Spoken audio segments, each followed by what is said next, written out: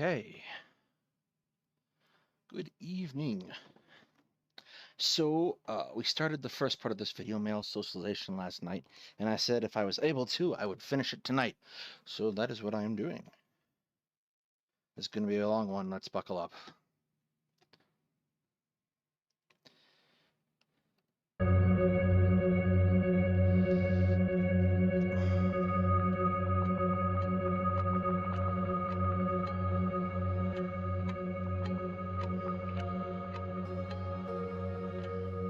Many young white men are never given any other alternative, any other path out. They never are able to even see a way out of this constant cycle of violence and being used.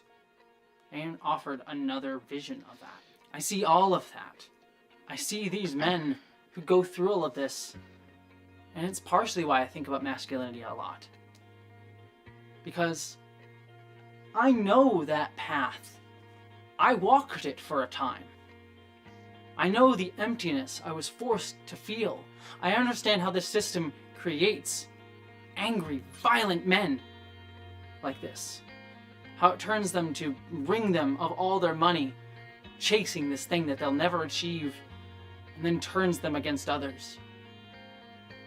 After all, I could have seen how that could have become me. And how lucky I was because I was able to see and envision a path out. A true one. Because of who I am specifically. Who I am inherently, beyond the male and female socialization. I escaped the male. See, the problem is, again, you got to close this loop for me. The same loop from last night, that if you say the concept of socialization is bullshit, then why are we still using the term? Matrix. Or at least, so I thought.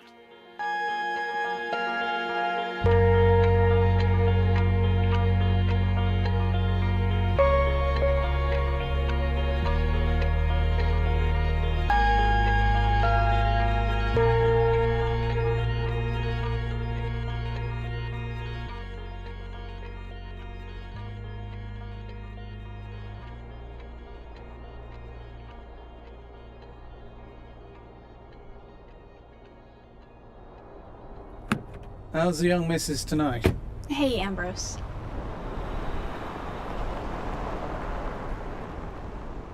I think young Shane has his eye on you.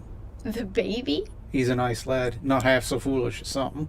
He's nice, he is. But you know it's not real. He maybe just thinks he likes me. What do you mean, real? I mean, I'm just a girl he sees every day. Maybe the only one. And what would that matter? It just does. It matters to me. But he's a good guy. He'll be fine. Real. You know, we're all in two places here, and we can get caught up in that in our own way. Well, I'm not staying. That may be. You might think that, and that may be. But people kid themselves if they think the only life they're living is somewhere else. I don't have a life here or anywhere else at this point. Easy now. Someone told me you wanted to try out driving the heavy haulers. Oh, I did, but I just got a job offer at Long Lake, actually, in the camps there. I see. I applied last fall. Should I take it? Well, if it's money you're looking for, it'll be there. But what's a work camp like? I'm picturing, like, tents? Tents? No. It's just room and board, nothing like camping. It's not fancy, but it's not tents. Is it safe? Safe as anywhere, I suppose. Out there, you don't come home to regular life every night, like here. That changes a person. There's not so much to hold on to. Keep your head on straight, find your people. Find my people? Do you know what sucks? If I'm the only woman, then everyone else is the boys and I'm not. I don't want Shane to think he likes me. I just want to be with the boys. Well, you ain't with the boys, my ducky. You know what I mean. I want my people. My people don't want me. Here's your crash shift bus now. I'm sorry, Ambrose. It's okay. you get to that camp and decide you still want to go to Heavy Haulers, you can, all right? I don't know. What if you're back in Newfoundland? I'll be here.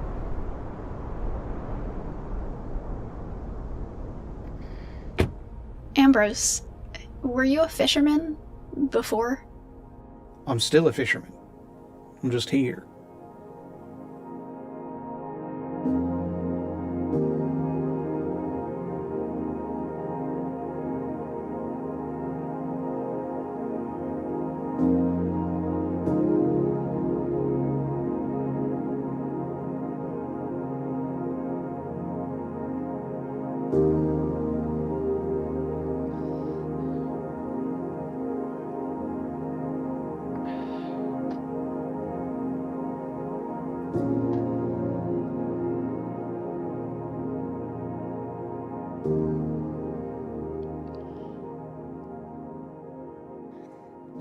As I said before, it's not really that we're socialized male or female.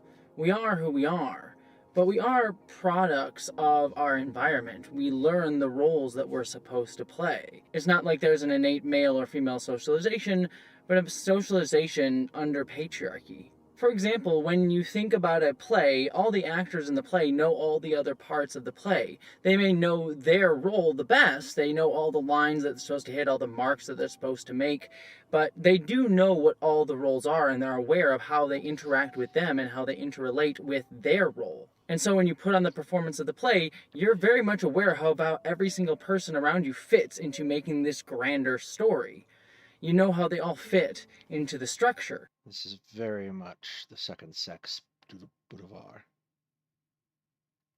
But you do know what each and every role is in that structure. So too is it with our society. We learn all the parts. So when I transitioned and came out as a trans woman and wished to be seen as a woman, I actually already knew what the role a woman was supposed to be in this play of our society. Others knew what that role was and how I was supposed to play it. I would say that when I came out, 2016, it was like the gender politics of the time. There was like a bit of a tongue-in-cheek anti-man thing, right? Mm-hmm. Like a all man whatever thing that I had my fun with. I'm not gonna lie to you. Yeah. But I think I internalized some of that like 2010s feminist stuff as any masculinity is dangerous and is like an imposition on the people around you.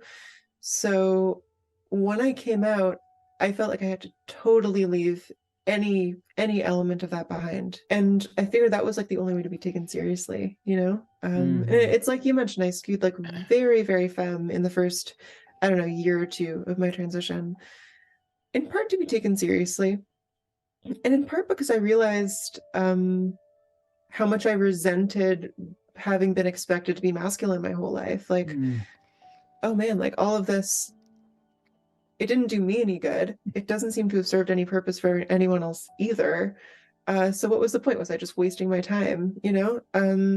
So I kind of like leaned into like the misandry chic thing as a way to get like as far away from like manhood as possible. Yeah. As I began to be seen more as a woman, I noticed a shift in how people viewed and treated me. The men around me saw my ideas as less valuable when I was in a typically male-dominated spaces like corporate environments or business trips or even specific male nerd spaces. The most stark example of this that I can give is that I actually came out when I was working as a ship supervisor at a Starbucks. And before I came out, I was viewed as a man, and I was given a decent amount of respect, despite the fact that I had never worked at a Starbucks before I became the shift supervisor. But a year into it, when I did come out as a trans woman, I had a year of experience behind me, and yet even without changing how I physically dressed or appeared, people perceiving me as a woman when they met me, when we got new employees, or even some of the employees that I had been working with for over a year, started to listen to me less. I noticed that I would have to repeat myself more and more and more just to get people on task and get things done. And that was just because they saw a shift in me being a man to me being a woman. There was no physical change. I didn't look any different. I didn't even change the clothing that I wore, the same uniform every single day. And yet that subtle shift managed to change how they viewed me and treated me, even while being affirming of me as a woman. But this moved beyond this because I noticed it in many other places too. The same concepts and ideas that I've been told as a man were intelligent were less valued than before. And as a result, I found that I begin to question my ideas and confidence more so than I did when I was viewed as a man. I often find anxiety and wonder if maybe I've gotten worse with my creativity or my art than I used to be because my thoughts are challenged more often. To a degree, I think that this has made me a stronger artist and creator, but it also creates this deep-set anxiety within myself that I'm constantly questioning if I'm good enough. That didn't really exist before. At least I'm not entirely certain that's an artifact of the role of being a man or a woman, as much as it's the role of being how you're treated, or an aspect of how you're treated. See, yeah, a man who isn't confident might have those anxieties, same anxieties too. In fact, everyone at times has that particular anxiety. Whether or not they express it is an entirely different thing. not as loudly. I also found that I'm quieter with men around than I used to be. That's not to say that I'm not loud and boisterous, but if there's a very vocal guy in the room, I find myself shutting up so that he can take the center stage. I've noticed this in numerous occasions. Even around men who I trust, I found myself acquiescing to their space more often than I did. And this isn't who I am. This is the role that I learned to play. The role of the woman that I have been learning the rules to since I was a kid. And I began to play them as soon as I came out because it was already ingrained in my brain. Certainly there's an amount of experience that having played this role for a very long time has given me, but I knew. So I think what we're going for here, and maybe I'll be wrong when we go on, but I think what she's going for is the concept that you don't really escape the system by change because you are still existing inside that same system, and the roles are being defined by that same system of patriarchy.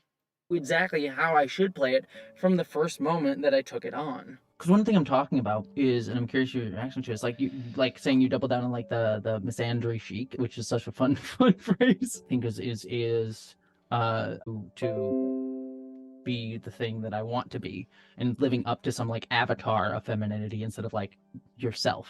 Yeah, and the whole process of like fitting like the really in vogue version of femininity at the time, I felt totally alienated from myself. It didn't, I mean, yes, I was transitioning and, you know, changing my name and all that, but beyond that, I didn't feel like I had really come to understand myself better because yeah, it was all about being as far away from like the opposite gender as possible. And that anxiety that I talked about earlier, it's something that has just grown a little bit since coming out. I think it's part of the reason why I write such long videos on this channel.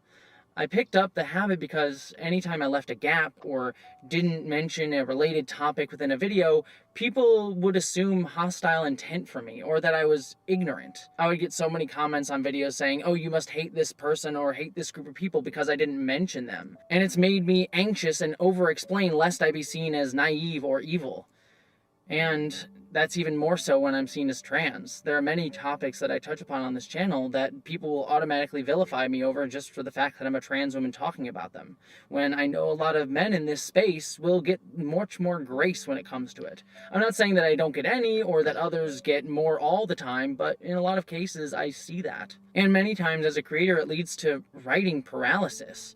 I sit down at a blank page knowing that I need to fill it up with stuff that is going to be deeply important. I don't want to fuck it up because I know people will call me out on it. Not that they shouldn't, and many times they should, but I'm just scared a lot of the time because I know people will take it as a hostile thing or that I'm an idiot rather than I just didn't know or I didn't do it well enough. All of that was much less the case when I was viewed as a man. Not to say that men don't experience it, but the presumption is skewed when seen as trans and a woman. Okay, that's fair. I've found that men are often given grace by folks who believe that gaps in their statement are something that they can just learn or didn't know at the time, or read their motivations with the best possible intent. Not always, but generally. Women, especially trans women though, are seen as less likely to be intelligent or possibly have ulterior motives. I mean, hell, recently... I also think part of it is a reflection of the medium. So we tend to get interaction most frequently from people who don't like the content or who are looking to see what a fight looks like. And that creates people very willing to not look at your work and in the most positive or most positive light. And I won't get into the specifics on it because I don't want to relitigate it, but I was dogpiled on Twitter because some people assumed a tweet I made was made for clout or attention. And again, I am not going over the specifics of the tweet, but disagree or agree with that tweet all you want. That's beside the point. What hurts me more was that I was viewed as disingenuous when I made that tweet out of a... But people just presumed that a trans woman must have an ulterior motive. But I do see that people were much more likely to jump to that. I don't know what's being referred to explicitly here, so I can't comment, and that's kind of a problem in bringing it up because it can't be analyzed. A conclusion than I think they would give to my cis male counterparts on YouTube. It's not a conscious thing. Quite often I don't think it's anyone being like, well, I trust her less because she's a trans woman, but just that we understand the roles so core inside of us that we tend to be easier to understand or view a trans woman as having an ulterior motive than we would someone else. We just know the roles of the play. I dislike Twitter a lot, to be fair, for many reasons, but the least of which, I guess, is that I rarely have room to explain. No one ever really has room to explain, thus giving people more chances to assume hostile intent. Not to mention that Twitter is set up for us to view each other in binaries. Either I agree with you or I disagree with you, in ways that foster antagonism rather than actual conversation, and allows these assumptions of intent in much more heightened and polarized ways. Thus, women, trans folks, and many other minorities are often forced to be reactive more on social media platforms like Twitter. And I mean, it can, but the other option is to simply ignore things.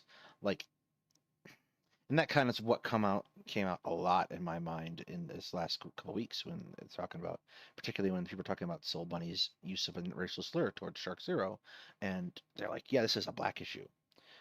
Well, it's not. It's not, because you didn't put it on something called Black Twitter or Black YouTube. It was out there in the public for everyone to see.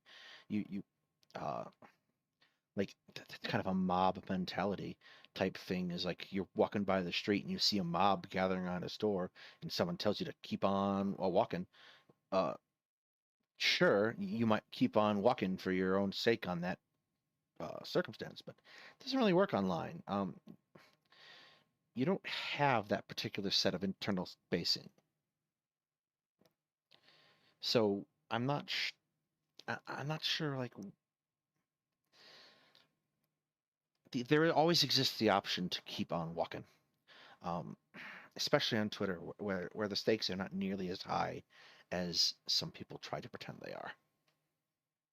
And end up falling into anger. The day that I was dogpiled, I felt angry and pissed off, and then hurt and harmed and wanted to curl up in a ball. My emotions went back and forth all day long, and it was absolutely awful. And that space that a lot of people like myself go through will always make us more reactive.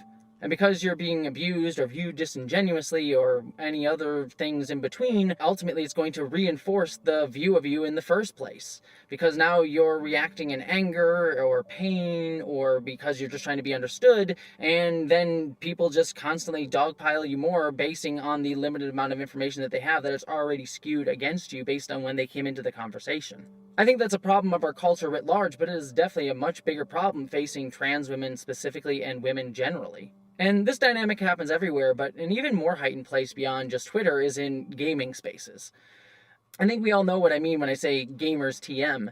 It's usually a hotbed for that sort of masculine culture that I was describing earlier on in the video. People who are angry and feel that that space is owed to them because they were told that it was owed to them for such a long time. Gaming was said to be the male space. And so when you see someone else in it, it kind of forces you to want to lash out because you know that's the role you're supposed to play. This is my space. It's mine. I wrote this script. No, this is YouTube. No one's on MySpace anymore. I'm sorry. I'll see myself out. Not performing. It's been months now, but I wrote this script, at least the first draft of it, the day after Hogwarts Legacy came out. I'm not going to go into talking about Rowling and Harry Potter again, but I will say that I spent the entire day being sent death threats, Avada Kedavra texts, and messages telling me to die. All mostly from people who identified as gamers and men who thought that it was okay to dehumanize me because I'd been talking about their favorite new game. I was harassed all day by dudes constantly calling me a freak and disgusting and idiot, bully. Hell, even Ben Shapiro called me a bully, and all of them degrading me. Jesse Earl, one trans YouTuber and writer, tweeted in December that unlike consuming previously owned Harry Potter books or films, purchasing Hogwarts Legacy while Rowling is, quote, using her ongoing platform to target and also justify. I hate Ben Shapiro's voice. I really do. It's truly one of the most irritating sounds on the planet. Like the nails on chalkboard of voices. Her continued targeting of trans people is hateful to. It doesn't help that he says obnoxious things. Also, I'm 90% sure he's sitting on a booster seat right now. Trans people. Rowling responded accusing her of pure think. I mean, he literally said the only reason he's not playing is because people who quote chirp chirp chirp are basically bullying him into not playing the game. You are the bloody fascists! These dickheads think we hate them because they're trans. Wrong! We hate them because they are tyrannical bullies. We hate them because they won't take no for an answer. They don't see the hurt or pain that I went through, only that I was talking about a game they liked in a negative way. But it goes to even more when I even speak negatively about a game. As many of you know, I actually used to do videos for GameSpot, and I made 2 videos for them that I'm so deeply proud of about sex and gaming. They were videos that I had to work really hard to pitch to get through, but I felt that no one really was talking about sex in a positive way in the gaming sphere on the level of somewhere like GameSpot. And I thought it would be really cool. And I think they are. I think they're great videos. And the second of those 2 videos was about consent. And I worked really hard in that video to understand who the audience was going to be that was going to watch it. Go and watch the video. And you'll see that the first thing that I start to talk about within that video on consent in gaming is to talk about how men are often dehumanized in discussions of consent. I talk and focus on, for the first 10 minutes or so of the video, about how men should be given agency and understanding that they do have consent in sex too. They should not always see themselves as constantly desiring sex as we tell men to be, or always consenting to sex simply by virtue of being a man. It's something that we quite often tell men. That's the role we tell men to play. And I started the video that way because I knew that it would be primarily young men on GameSpot's channel who would encounter the video, at least at first.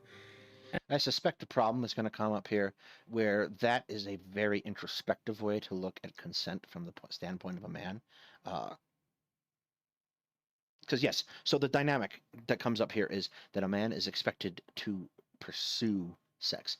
And in doing so, they shouldn't be choosy because it's a goal to be pursued, not necessarily one to be entered into as something of enjoyment or for procreational purposes. So when it comes, they shouldn't turn it down because they might not know where it's going to occur again, which makes the expectation that which makes an expectation of an inability, kind of like a negative way of saying that a man who isn't engaging in that pursuit and isn't taking those opportunities when they occur is somehow broken or wrong. And so like it's to understand and look at that dynamic though kind of takes a little bit of reflection on yourself as a man, or myself, or any other man's position, and they have to be able to internalize that. And that's not really going to happen that often without some considerable life experience first. And I took pains, a lot of pains, to try to speak to them. Because I knew what they were going through. I had been through it myself as someone who was seen as a young man. Another thing the Uncharted 2 scene highlights is how men are often seen to consent simply by virtue of being men. Nathan Drake must want to have his hands on Chloe's butt because, of course, he's a guy and he would want that. I thought you'd want to be in on the action. It's a subtle idea that underscores how we in our society today often discuss men as always wanting sex simply by virtue of the fact that they are men, and it depicts women as withholding consent just by the fact that they are women. Yet, not only is this dehumanizing to both men and women, it isn't true. There's an implicit message in our society that men are somehow less manly if they don't want sex. They must always want it. Having sex, and a lot of it, is a measure of one's masculinity. But in reality, it's okay for men to not always want sex, and it's okay to turn down sex even if someone else wants it from you. As I said before, sex requires enthusiastic consent from every participant who chooses to engage in it, and games should reflect this reality. Yet, despite that attempt, the video was actively attacked by many of those young men I tried to reach out to because of who I was visually delivering the message. The video itself has a high like-to-dislike ratio, and many of the comments on the video are actively dehumanizing to me.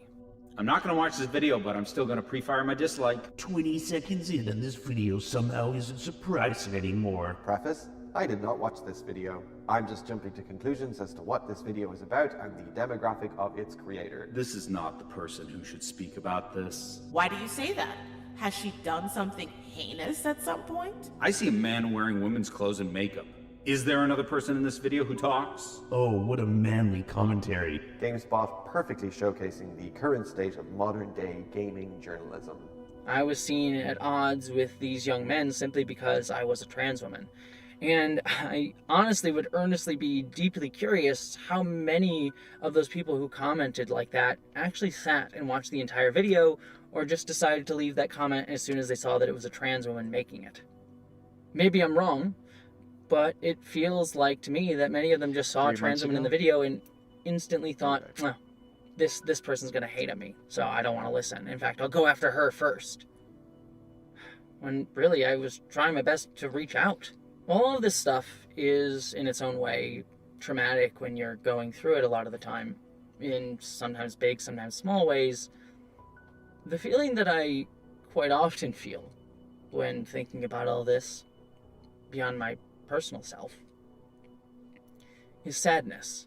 Sadness at their inability to find connection and humanity with me, just because we're seen as different. Situation just is pitiable. We live in a system that tells some not to see others as human, to only see others with contempt, anger, and fear just based on who they are visually. How is that anything but pitiable? How inhuman that is, not just for the people who are being dehumanized, but for the people doing the dehumanization. It's inhuman to both of us and cruel to both of us. Sure, one is more directly emotionally and physically harmed than the other and suffers more directly, but it dehumanizes us both. It limits us both. While I personally have anger, trauma, and pain from all of this, and I'm sure many others do too. What it does is it gives someone a platform, though, to stand above it and look on to each group's suffering and try to weigh them, and that's probably worse. So what you're really looking at this point isn't that it's pitiable, but it serves a kind of perverse function where it takes people out of it gives people who don't think they're in that dynamic and takes them out of it and lets them look down upon it. And I think that's also very harmful. Maybe not as harmful, but certainly a little harmful. What really tears me apart is how sad all of this makes me feel. But all of this fits into the world that I've been discussing.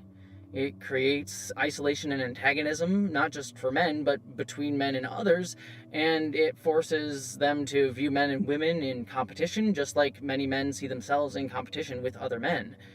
It all serves this system of isolation and views people as roles for output in these constant binaries. It causes them to push against each other while constantly desiring to be near each other, like magnets that repel, but desperately just want to pull close. However, women, LGBTQ folks, and other marginalized people often realize sooner than men that this system isolates us because it was never made to allow us to be at the top in the first place. Some will try to work within the system and get to the top, your girl boss feminists and such, but for many of us, community is much easier to find because we realize that to view each other in competition with each other is ultimately bullshit, because fight each other to try to win a game that we would never be allowed to win in the first place? Why play that game? We're forced to because our world is all of that game, but we understand inside each and every one of us that's a little bit bullshit, isn't it? Yet, men remain the most isolated because they many times believe the lie that they're the ones that this system is for, and they're the ones that could actually win the game. So they become further isolated due to all of these things. And being honest, watching that happen from the outside when I used to be inside of it is really strange. I remember there's a second aspect to consider, is that some people who aren't in that position, this is an intersectional thing, is basically what I'm trying to get at. Some people who would otherwise be in that position of viewing this patriarchal system as a game to be won are not going to win that game and understand it and don't play it, but are still very isolated because they're not engaging with their quote unquote peers in the way that they're expected to. So like what comes to mind is someone who is disabled is not necessarily going to be able to work, and therefore not going to be able to get to that top of that pile of incomes and earnings and whatnot. And like these have a lot of downstream effects for people, and there's a whole lot of places where this can go wrong. Which is what brings people to want a reform to the system, or to acknowledge at the very least the problematic elements so that you might start to strip them away. Remember when I used to look at women as someone who thought I was a boy and wished for connection, yearned for them to notice me. I remember how I just wanted a woman to listen to me, to hear me, because I just wanted to share the pain that I felt all the time. One of the dumbest stories of my life is in college, before I came out. One of the dumbest stories of your life so far. I was able to attend a conference in Las Vegas because I won a video. Sorry, I am hopelessly pessimistic sometimes. Award. And a bunch of my friends, because they won a video. I was able to attend a conference in Las Vegas because I won a video award. And a bunch of my friends, because they were young guys, we all decided to go to a strip club. It was Vegas. We were college students. Why the hell not? And I remember buying a lap dance, because that's what you're supposed to do. And the woman took me to a back room and started doing a lap dance. And I remember I didn't care about the sexual context of what was going on. I actually came out to her. I told her that I was trans. She kept dancing, and I'm sure this poor woman has had many a young boy, at least someone she viewed as a young boy, tell her their deepest, darkest secrets while she gives them a lap dance. I'm sure I was not the only one. But for me... Yeah. Having known a stripper, that's probably one of the more milder things I might have heard in life. That's who I felt I could open up to, because she was the only woman that I felt I could open up to in that way. Even though she was someone I did not know, and I had paid to give me a lap dance. The power difference was very complicated, to say the least. But now, being seen as a woman, I'm on the other side of that relationship in a lot of ways. I've been contacted by a lot of men who have seen me on YouTube, who see me in the same way. I've been sent DMs or messages, or even had men come up to me in public and treat me demeaningly or reduce me to this person that they could open up to, or even just reduce me to my physical attractiveness so that they can feel a physical connection with me, because that's the only way that they are told to be able to form a connection with a woman, or at least how they're told to start a connection with a woman. It's a shallow one, but the one that they know they're allowed to feel and ask for, or at least feel they're allowed to ask for. Yet, at the start of my transition, as I was just coming out as trans, I also felt that that was what I was supposed to play when it came to the role of a woman. I went on dates or went with male friends who ranted at me their feelings and only wanted me to take them all in. I listened to hours, having to shoulder all their emotions, and I wanted to, because I wanted to care for them. I wanted to be a good person, and I knew that I was supposed to take it all on. That's what I was supposed to do. As a woman, I was supposed to carry this burden for them. But they would never return that. They never really wanted my validation or my input on anything. They just wanted to unburden themselves. Even worse, I've had men yell at me and call me a bitch and because they were dealing with something that day. It had nothing to do with me. They just needed a place to put their anger, and I was there. They just wanted me to be a receptacle for their emotions.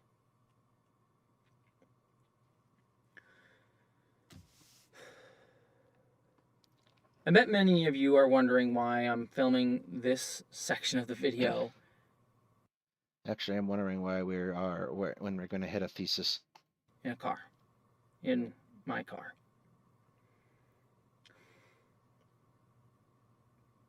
I wrote this and figured it would be easier to say. I legit thought that if I had it in a script, I could just say it and I wouldn't have to feel it. Fuck. So I have that impetus too, where you think that if you write it down, it suddenly becomes easier to do. That's I think a pretty common. But like, especially as the emerging discussion about AI and writing, and like, there's something I think that's very important to realize, is that writing is a reflection of our humanity, and what we think is a reflection of our humanity, and there's no way to express our humanity without feeling our humanity. They can't be separated.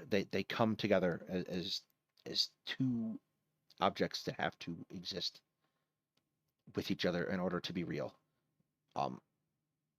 You can certainly be a mercenary pen and write things, but there's always going to be that little thought in the back of your mind if you're trying to express an idea you don't believe, that bothers you. Whether or not you can get past that, it's a different story.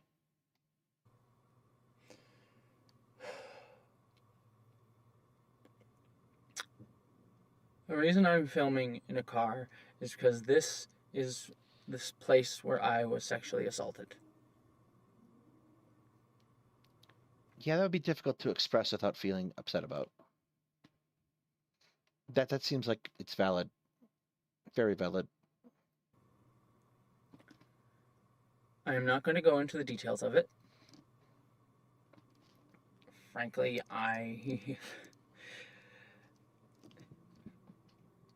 Frankly, this is a lot harder than I thought it was going to be. And honestly, I don't owe you that story. But I wanted to be in this space to talk about it because when it happened, back there, it started because a guy who I had been seeing a couple of times called because he had just been dealing with something really difficult, and he needed someone to cry to. And despite the fact that I had a busy week, I wanted to be there for him.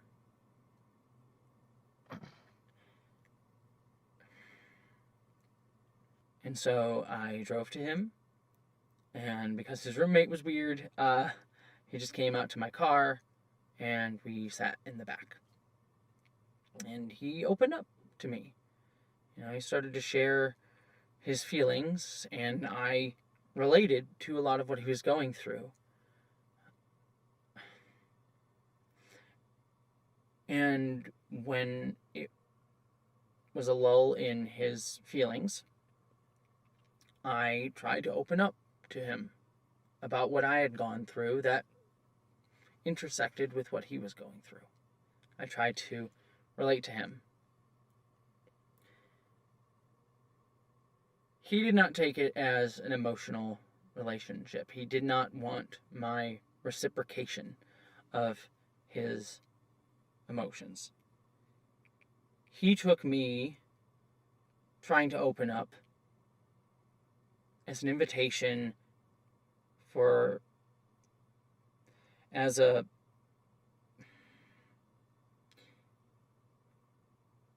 He took me being emotionally vulnerable as a chance to use my body because he saw it as an invitation to use my body.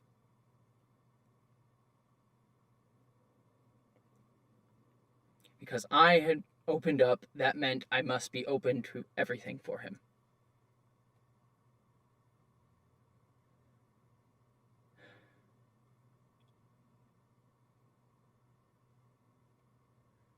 Because he saw me not as someone who could relate to him as a full human being, but as someone who could be a vehicle for his need to connect with something.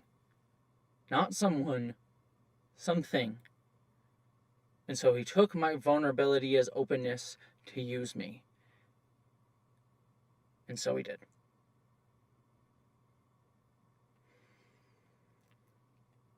And being honest, at the time, I thought that that's what I should have done. And it took me a very long time after that event to realize that I hadn't wanted it. For a long time, I thought I had let it happen, and as a result that I had wanted it to happen because that's what I was supposed to do, right? Be there for him. I was doing the right thing by being there. That's the role I was supposed to play. It wasn't that I had had some male socialization and now had learned female socialization. I knew my entire life that the role was one that was supposed to be there in that way for him. To be used. To be a non-person. And so I played that role because I felt empathy for him. And I remember that night in a parking spot, I disassociated from my body. I want to be all poetic and connect to what I did earlier in the video visually and say I just looked up at the stars and looked at that and was able to be outside my body. It wasn't that poetic. No, it was being forced out of an experience. But I did look down at my body and saw it like he did. As a thing. My own body became an object to me.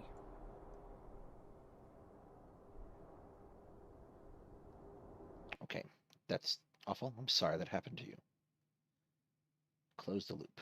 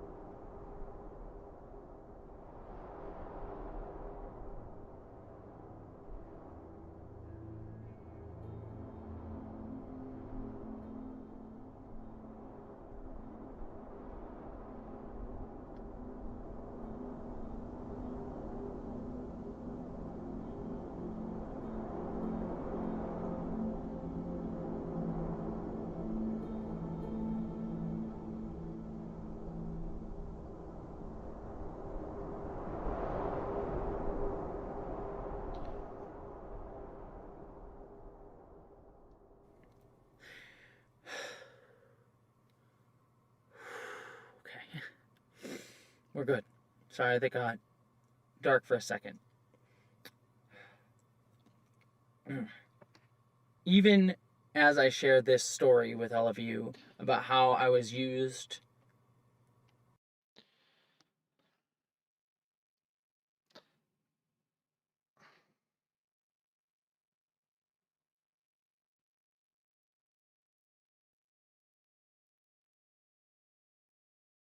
Sorry, I was just curious.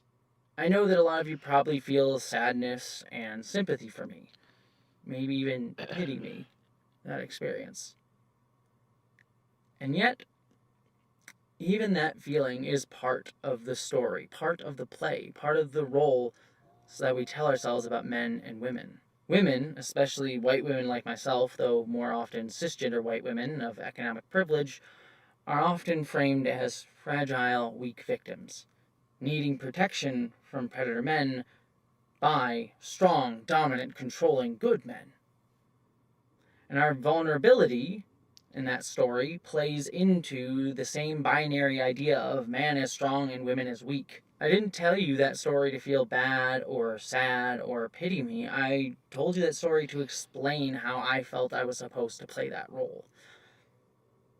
I know that I am a strong, kick-ass, smart, funny, weird, strange person. An imperfect one for sure, but, I don't feel like I need protection. But I'm sure many people will hear that story and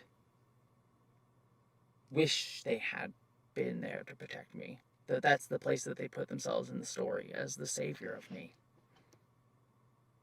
No one came to save me.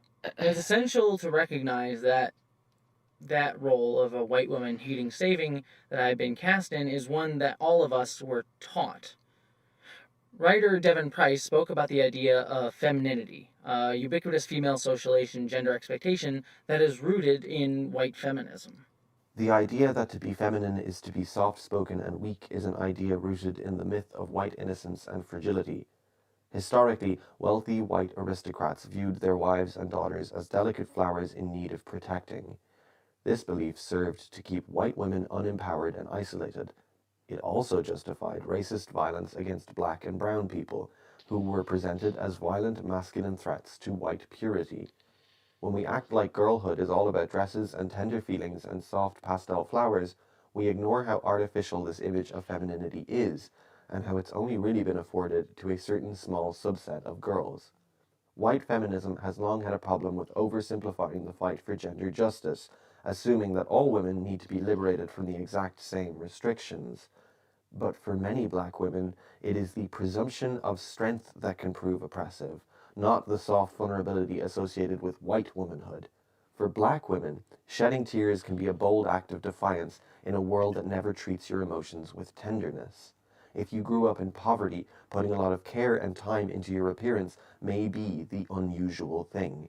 There is a reason being a femme was an expression of queer identity in predominantly working-class lesbians, specifically.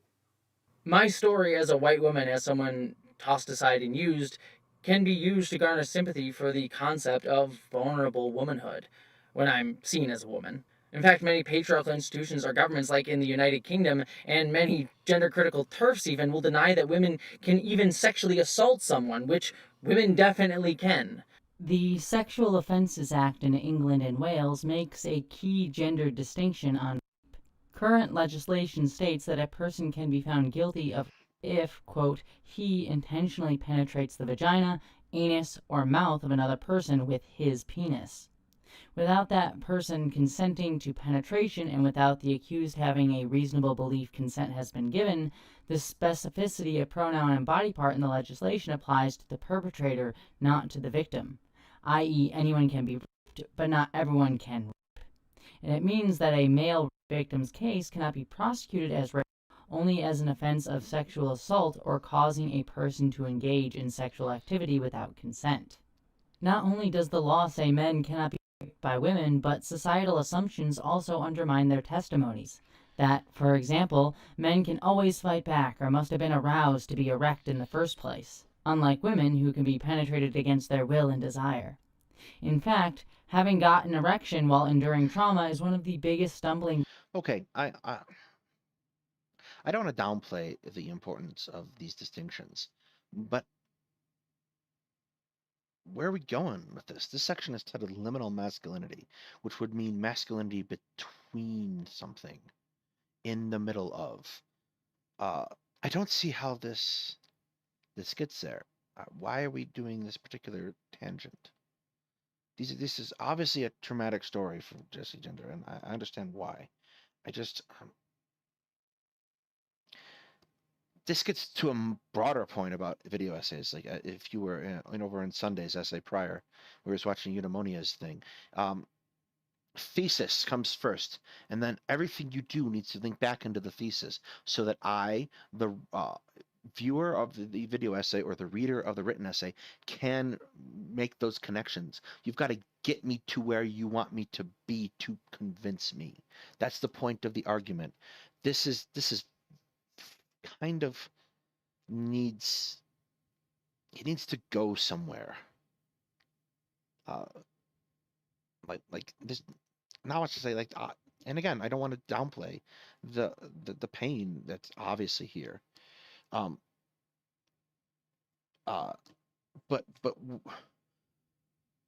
ideally, if we're going to reframe the trauma of competitive masculinity, there's got to be something that a man who is in that system can do, and I don't know what a man in that system can do with this information at this point. And we've gone on this at some length. So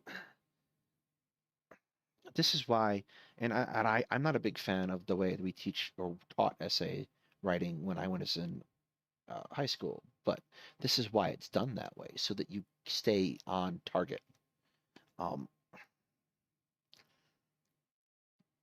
You've got to build back into the point. Like, liminal masculinity goes on for another 15 minutes or so.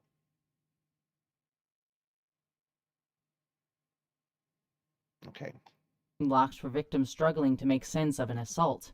NHS guidance for victims of sexual abuse says erections or visible signs of arousal are not exclusive to positive sexual experiences. But they view it that way because it reinforces this idea that white women are weak and needing protection and could never, ever, ever do harm. I am not weak and am needing of protection. Yet, when I'm seen as a trans woman in transphobic circles, I'm viewed as a predator man who assaults others. I am that predator man who sexually assaults others. Like, I've known that, but saying that line after sharing my story, God, it pisses me off that they do that. Yet the same thing happens to many people in different roles, like black women or non-femme presenting women or marginalized women. When their stories can be used to reinforce a patriarchal white version of womanhood, then they will be seen in sort of diminutive, needing protective ways. But when viewed as black, for example, black women are often dehumanized and seen as oppressive, angry, vitriolic, aggressive, violent. Remember how we spoke about earlier how anger is often used for control, used to lash out at others to shut them up, or to control men's sense of manhood?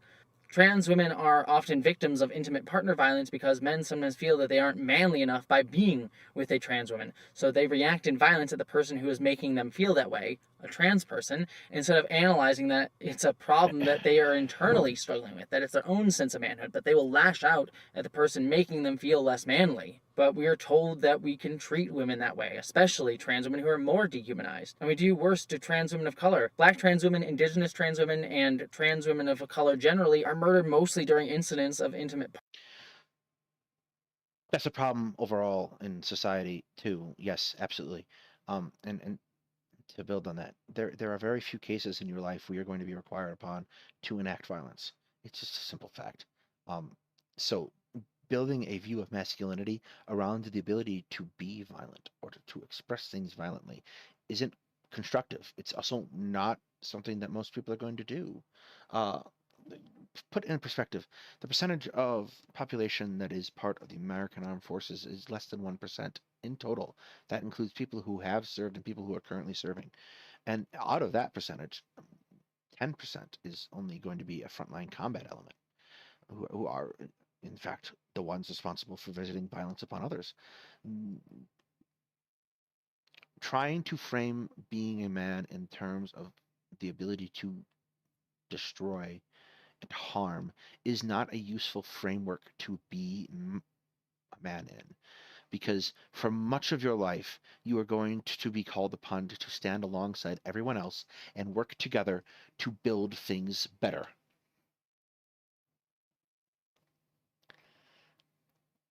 If partner violence.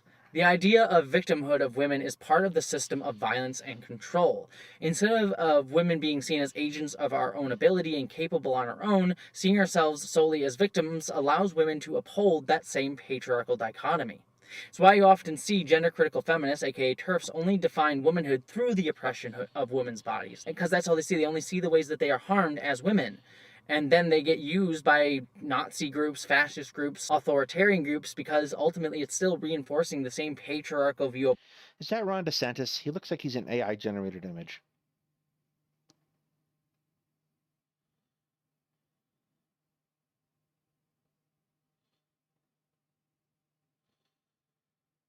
Yeah, that's Ron DeSantis. Ron DeSantis cannot be a real person. Like he's got to be a Muppet or something. Like a rejected Muppet that Jim Henson disavowed. Of womanhood as weak and needing protection from men, who they see trans women as, but needing protection by men. The cisgender patriarchal man enacting violence against trans women. Had a bit of an idea about some of the things that you can do. And men, for once, I'm talking to you. I'm talking about you dads who maybe carry, I think that's what you say. I'm so down with the American lingo. Maybe you carry, maybe you don't. Maybe you consider yourself a protector of women. Maybe you're that sort of man. Maybe you have a daughter or a mother or a wife. Maybe you have a sister. Maybe you just have some friends. Maybe you just think women are human and you don't need any absolute connection with them to feel compelled to protect us. I think you should start using women's toilets, men. That clip was from gender-critical TERF Kelly J. Keane Minshall, who is recently... Hey, that's a terrible idea, because that creates the exact atmosphere that we were told you were trying to avoid in the first place. Like TERF's ideas are evidently stupid on their face, so highlight that they're stupid is definitely a thing to do. Gained a ton of notoriety doing tours around the US, UK, and Australia making anti-trans rallies. And at her rallies, which notably had people quoting Hitler in them... Lie. Do you know the big lie? The big lie was first described by Adolf Hitler in Mein Kampf. And what is the big lie? The big lie is trans women are... She often accepted help from far... It's been quite some time since I've read Mein Kampf, but I'm absolutely positively certain that doesn't appear in it. Groups like the Proud Boys. Notably, she recently held a rally in Australia where neo-Nazis attended and started doing the Nazi salute. This led to her to actively deny that there were neo-Nazis in attendance, but this was something that had been going on for a very long time. Something about all of this doesn't make any sense. It feels really off. It feels like they were either... I mean, look, in the UK, we had police impregnating women who were animal rights campaigners, right? And we had those police infiltrating groups. I don't think it's beyond the wit of anyone to think that that either was TRAs dressed up, or police, or just something was just off. There wasn't enough violence between the two. These neo-Nazis' presence got many to finally wake up to the anti-trans connections with far-right groups, as Nazi imagery is the fascism that many will recognize. Yet this connection between authoritarianism, fascism, and TERF rhetoric and anti-trans bigotry is not new. It's because the rhetoric espoused by TERFs is one of protecting the privileged white woman, and many far-right radicalized masculine groups rally to that message. You'll also see... Well, it's a protection of women is a very common authoritarian message, and oftentimes fascist in particular. Just as a matter of course. The idea of the state in fascism is sometimes treated as in a sense, feminine.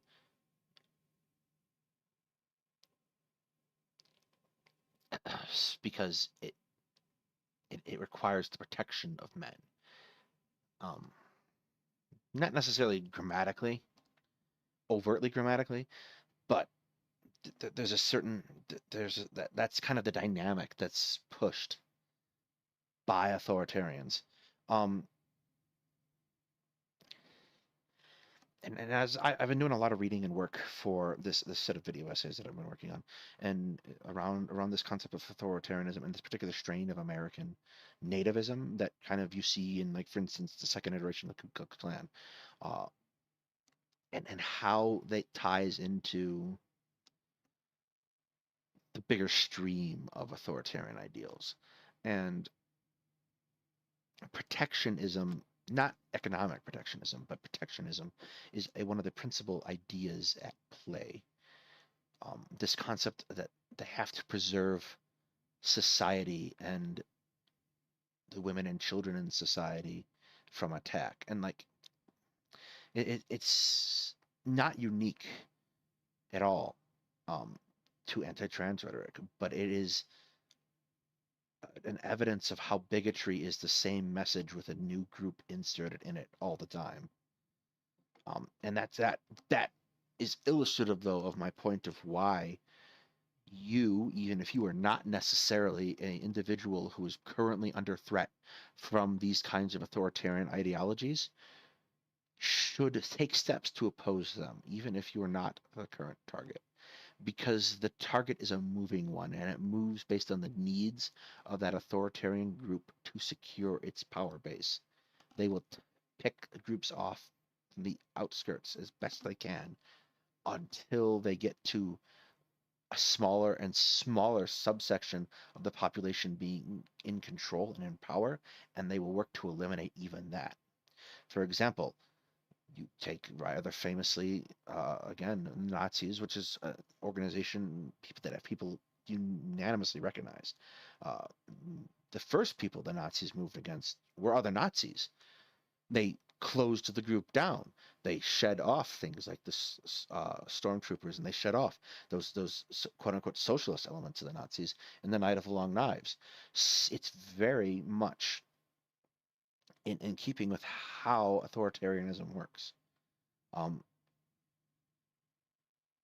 So that's just something I'm going to stress again and again and again throughout the life of this project.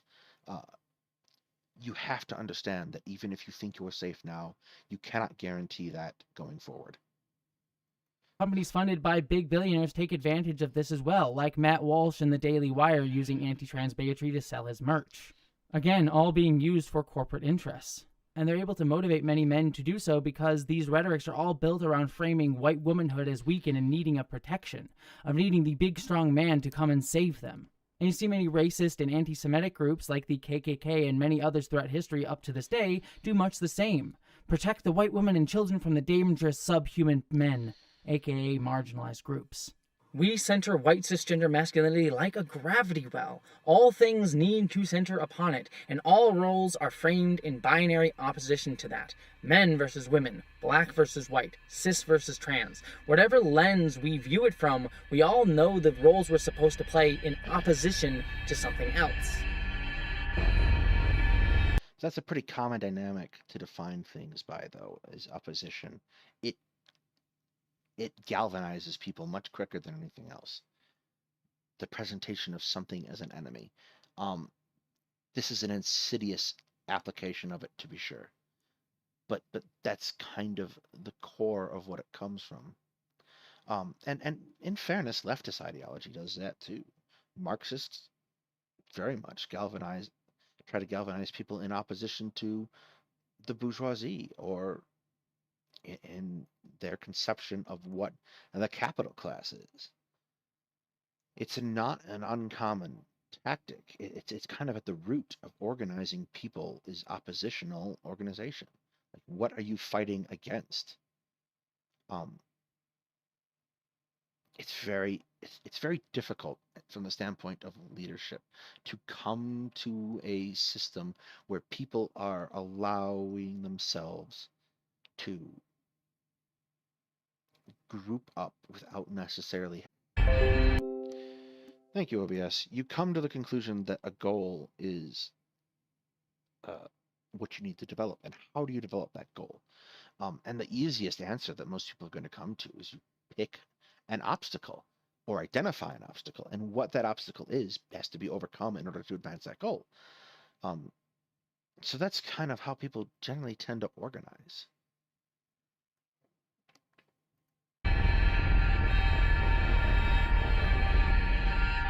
So I guess like in my era of chic misandry, trying to just disavow as much as possible like my previous gender, my previous self, I came to mostly just like fear and dislike masculinity.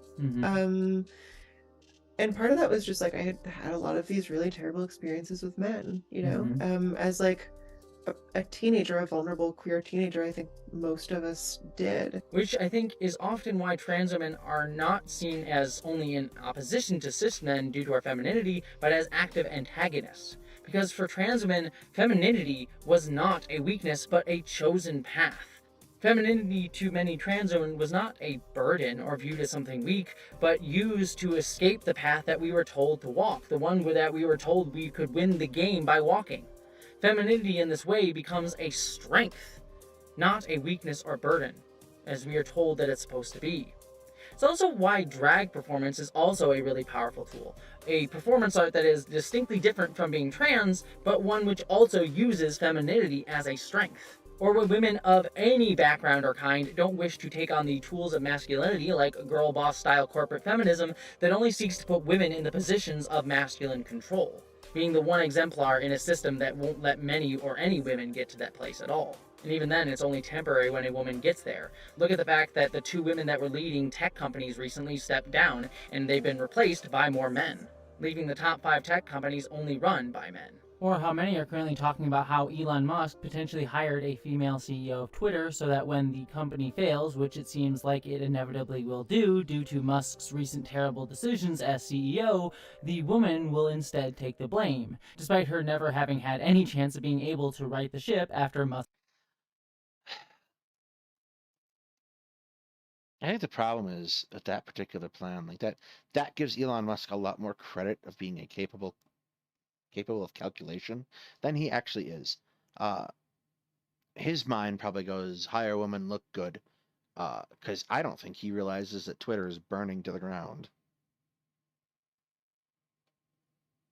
Musk's decisions at this point. So many fields that are dominated by women also include a lot of like unacknowledged or unspoken work, you know, like support workers, caregivers, these things. Like it's not just about the physical thing you're doing, right?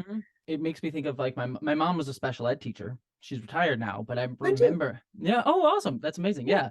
I remember like I wonder if you had your mom had a similar experience, but like because she was special ed, like a lot of her work that she did not get paid for. She would go out of her way to like go to like Office Max and buy supplies for kids, go to visit their homes and like give them like stuff, and she would do this from her own pocketbook and her own time that she was not paid for, but she felt like it was a necessary part of her job. And that's a huge problem generally with economics, I think, is we do not count people who are kind of toiling away behind the scenes and not necessarily in the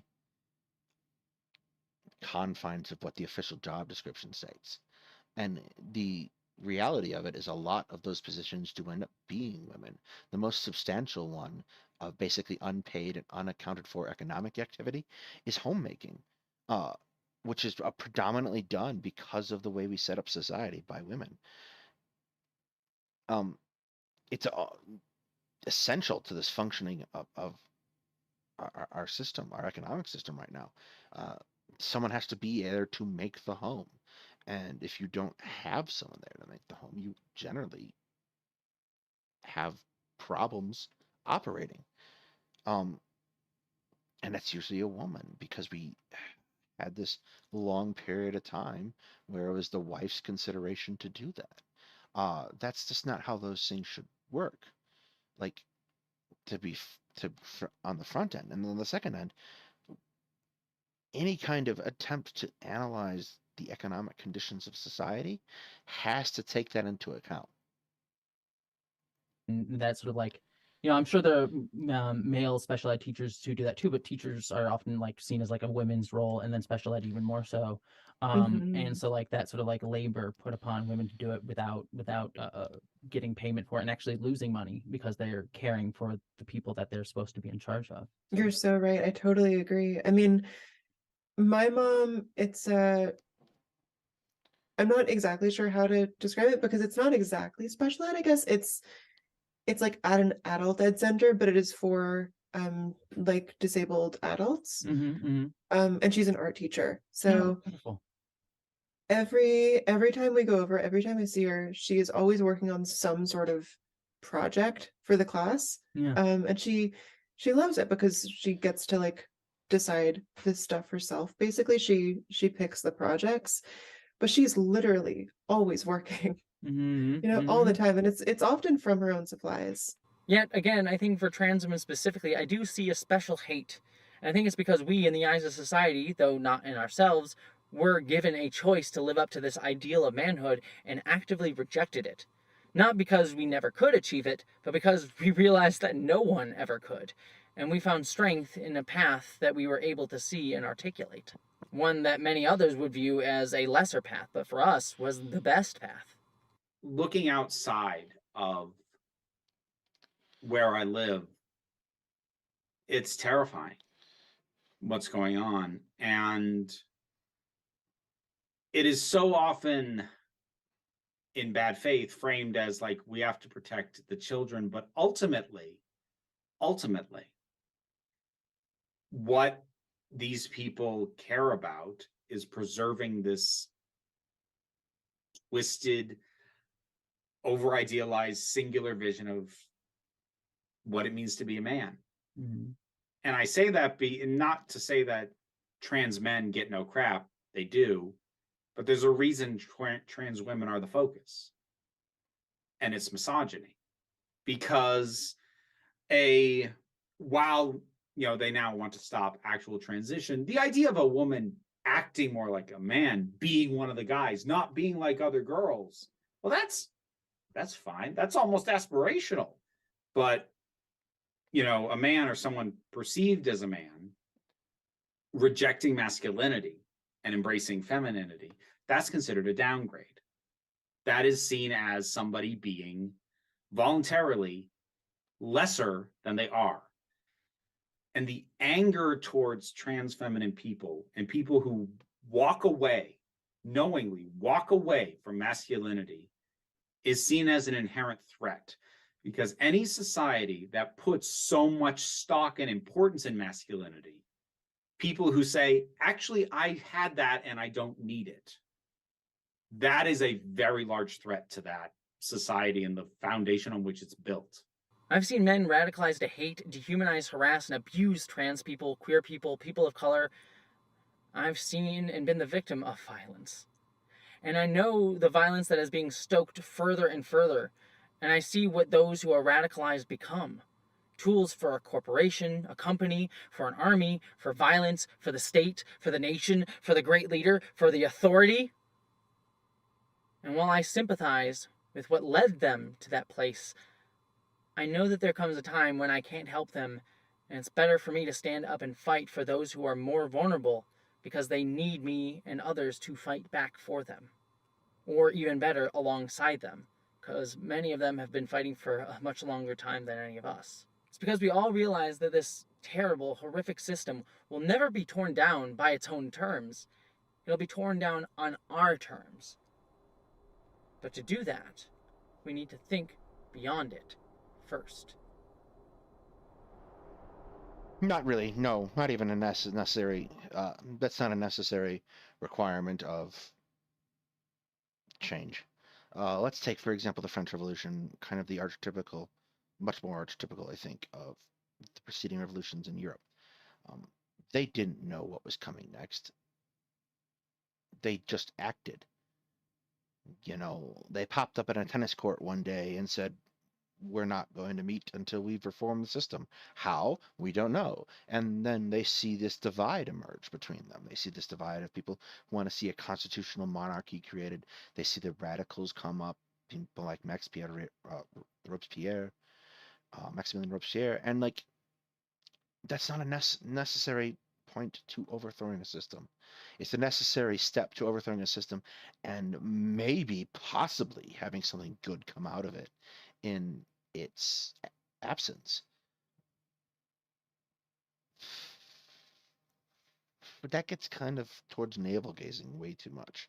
And this kind of runs contrary to the tweet that Jessie made a couple days ago, too, where she said that leftism isn't about winning. It's about making something. Let me go look it up, because I'll just mangle it if I don't.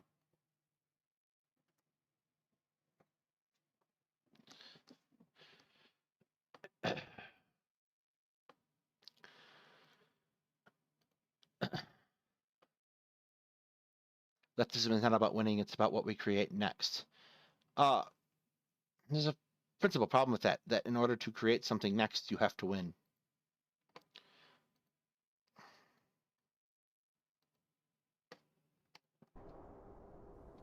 Everyone's oil sands are different, and these were mine.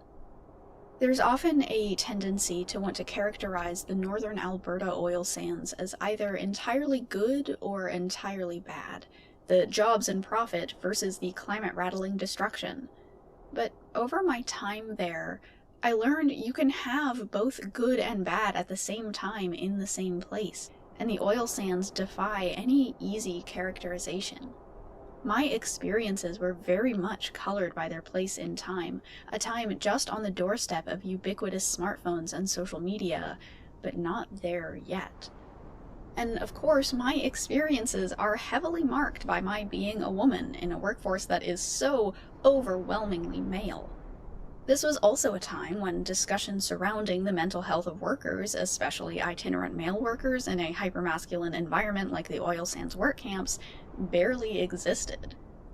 Camp life fosters a certain unique set of mental health challenges in an environment that is probably the least suited to contend with them. The boredom, isolation, loneliness, and depression add up for many, and for some are too much to bear.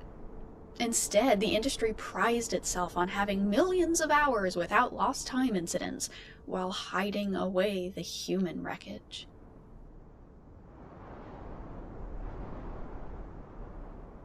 I'm wary of the sensationalization of my narrative because it contains sexual violence. The sad fact is, however, that sexual assault of every kind is far too common everywhere to be... No, Bluestone, I'm not entirely certain what the thesis of the video is yet. And we are 56 minutes in.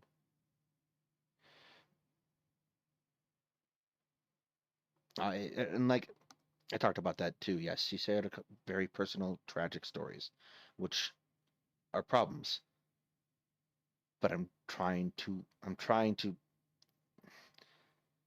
essay flow, thesis, supporting argument,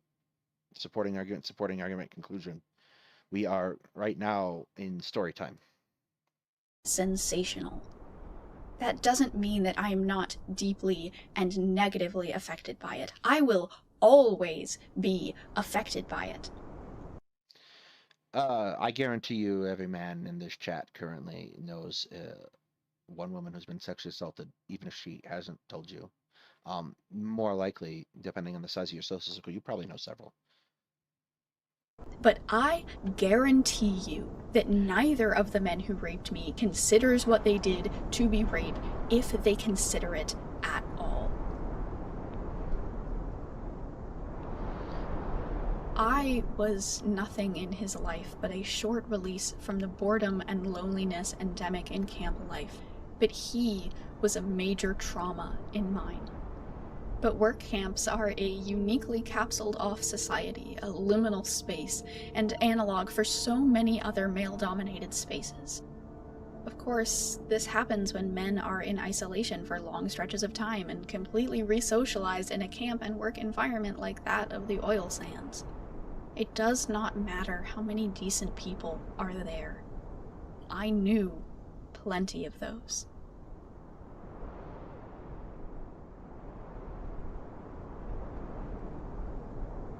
I'm very curious what comes after that, because that feels like the beginning of a point and not the finishing of one.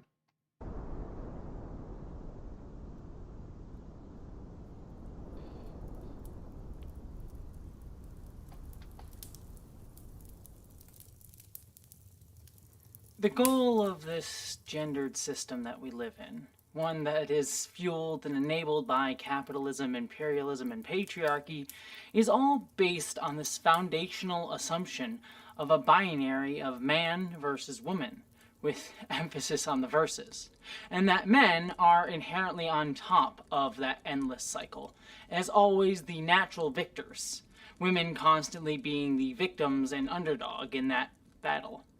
And we hear this binary viewpoint in everything in our culture. In its most extreme, we see it only in terms of women being the victim and men as always the oppressors. See how we discuss women as always going to be the losers in sports, despite the fact that many women have beaten many men in their field, and how some laws aren't even written to include the possibility that women could even commit sexual assault. And it's by no means a coincidence that these same discourses and framings of men versus women are used to frame trans women as men. Our system is based on this dichotomy. It requires it to function, to fuel its endless cycle and rhetorics of domination and control. All of us are conditioned and socialized to believe in this natural, quote-unquote, binary. It's even core to a lot of feminist literature. The early days of feminist work were often framed as the need to destroy and push back against men. Not the system, not patriarchy, but men. But it led in those early days to seeing all men as oppressors and all women as inherently oppressed, and that fighting men was a way out of the system. Yet seeing men as the enemy alone is ultimately still the socialization of this binary fight. And this dichotomy, this endless cycle, is something that feminist writer Bell Hooks wrote about quite frequently. When contemporary feminism was at its most intense, many women insisted that they were weary of giving energy to men, that they wanted to place women at the center of all feminist discussions. Feminist thinkers, like myself, who wanted to include men in the discussion were usually labeled male-identified and dismissed. We were sleeping with the enemy. We were the feminists who could not be trusted because we care about the fate of men. We were the feminists who did not believe in female superiority any more than we believed in male superiority. As the feminist movement progressed, the fact became evident that sexism and sexist exploitation and oppression could not change unless men were also deeply engaged in feminist resistance. Yet most women were still expressing no genuine interest in highlighting discussions of maleness. Acknowledging that there needed to be more feminist focus on men did not lead to the production of a body of writing by women about men. The lack of such writing intensifies my sense that women cannot fully talk about men because we have been so well socialized in a patriarchal culture to be silent on the subject of men. This video being a very excellent point, as we have primarily talked about women and what is ostensibly a discussion of competitive masculinity. But more than silence, we have been socialized to be the keepers of grave and serious secrets, especially those that could reveal the everyday strategies of male domination, how male power is enacted and maintained in our private lives.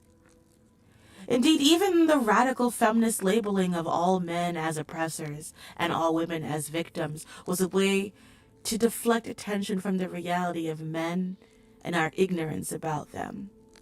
To simply label them as oppressors and dismiss them meant we never had to give voice to the gaps in our understanding or to talk about maleness in complex ways. We did not have to talk about the ways our fear of men distorted our perspectives and blocked our understanding. Hating men was just another way to not take men and masculinity seriously. It was simply easier for feminist women to talk about challenging and changing patriarchy than it was for us to talk about men. What we knew and did not know, about the ways we wanted men to change. Better to just express our desire to have men disappear, to see them dead and gone.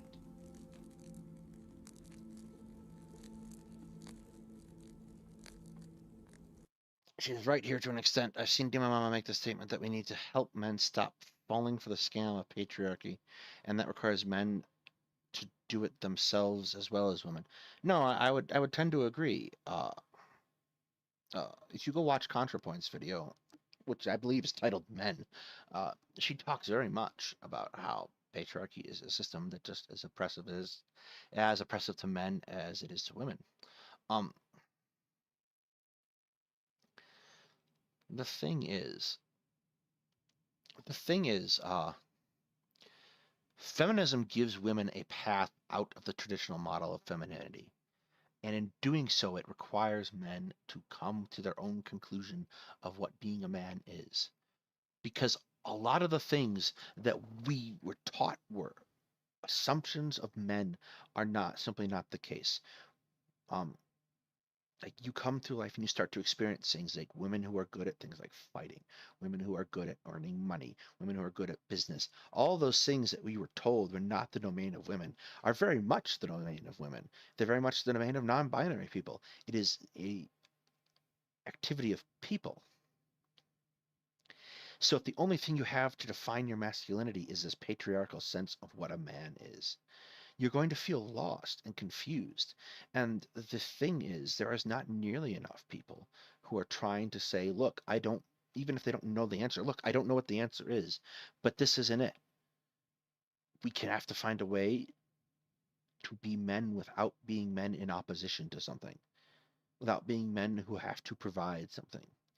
And because think about it, from a fairly simple standpoint, do you as an individual being a man feel good about the fact that the primary view of you in society, especially the lower down you go in class, is the idea that you will be of utility? Does that make you feel valued or needed? Because the thing that you're taught that you are supposed to be is not a burden and that you must contribute in such way. So there is a certain amount, a lot to that men don't need to look at this system, and they have to find a way to be a man that doesn't place them in opposition to something.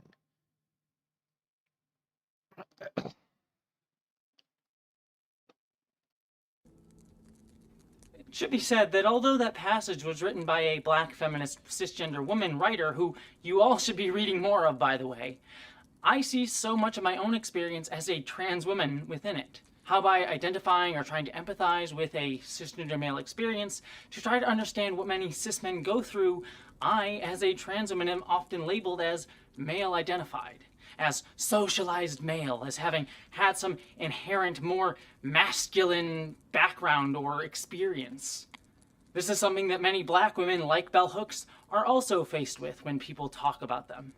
And it's by no means surprising that this male-identified male socialization rhetoric comes from TERFs, whose rhetoric itself is often based upon seeing men as inherently the oppressors and women as inherently the oppressed. If you listen to a lot of anti-trans rhetoric, you'll find that many people believe that trans femme folks, specifically and trans people generally, are representations of a fall of manhood in a society. The movement toward androgyny occurs in late phases of culture, okay, as a civilization is starting to unravel, okay, and that you can find it again and again and again through history in the Greek art, okay, you can see it. Anyone who preaches about the end of civilizations is almost always wrong. That's just a fact. Happening all of a sudden. Okay, there's a kind of there's the sculptures of handsome nude young men athletes that used to be very robust. Okay, in the archaic period, suddenly began to seem like wet noodles. Okay, toward the end. Okay, and that the people who live in such periods, a late phase of culture, whether it's the Hellenistic era, whether it's the Roman Empire. I don't know what the thesis of this is. No, yeah, it's definitely a red flag. So like the most popular one is its empires only last for 250 years. And the Romans are going, really? Yay. Why do you say that? And of course, the Roman Empire lasted substantially longer than 250 years. It lasted thousands of years. And there's other problems, like people's reckonings of these things is just weird. Like, let's just take the Roman Empire again. Western Rome falls into ruin, but the Eastern Roman Empire lives on and continues to be Roman for almost 1,000 years. And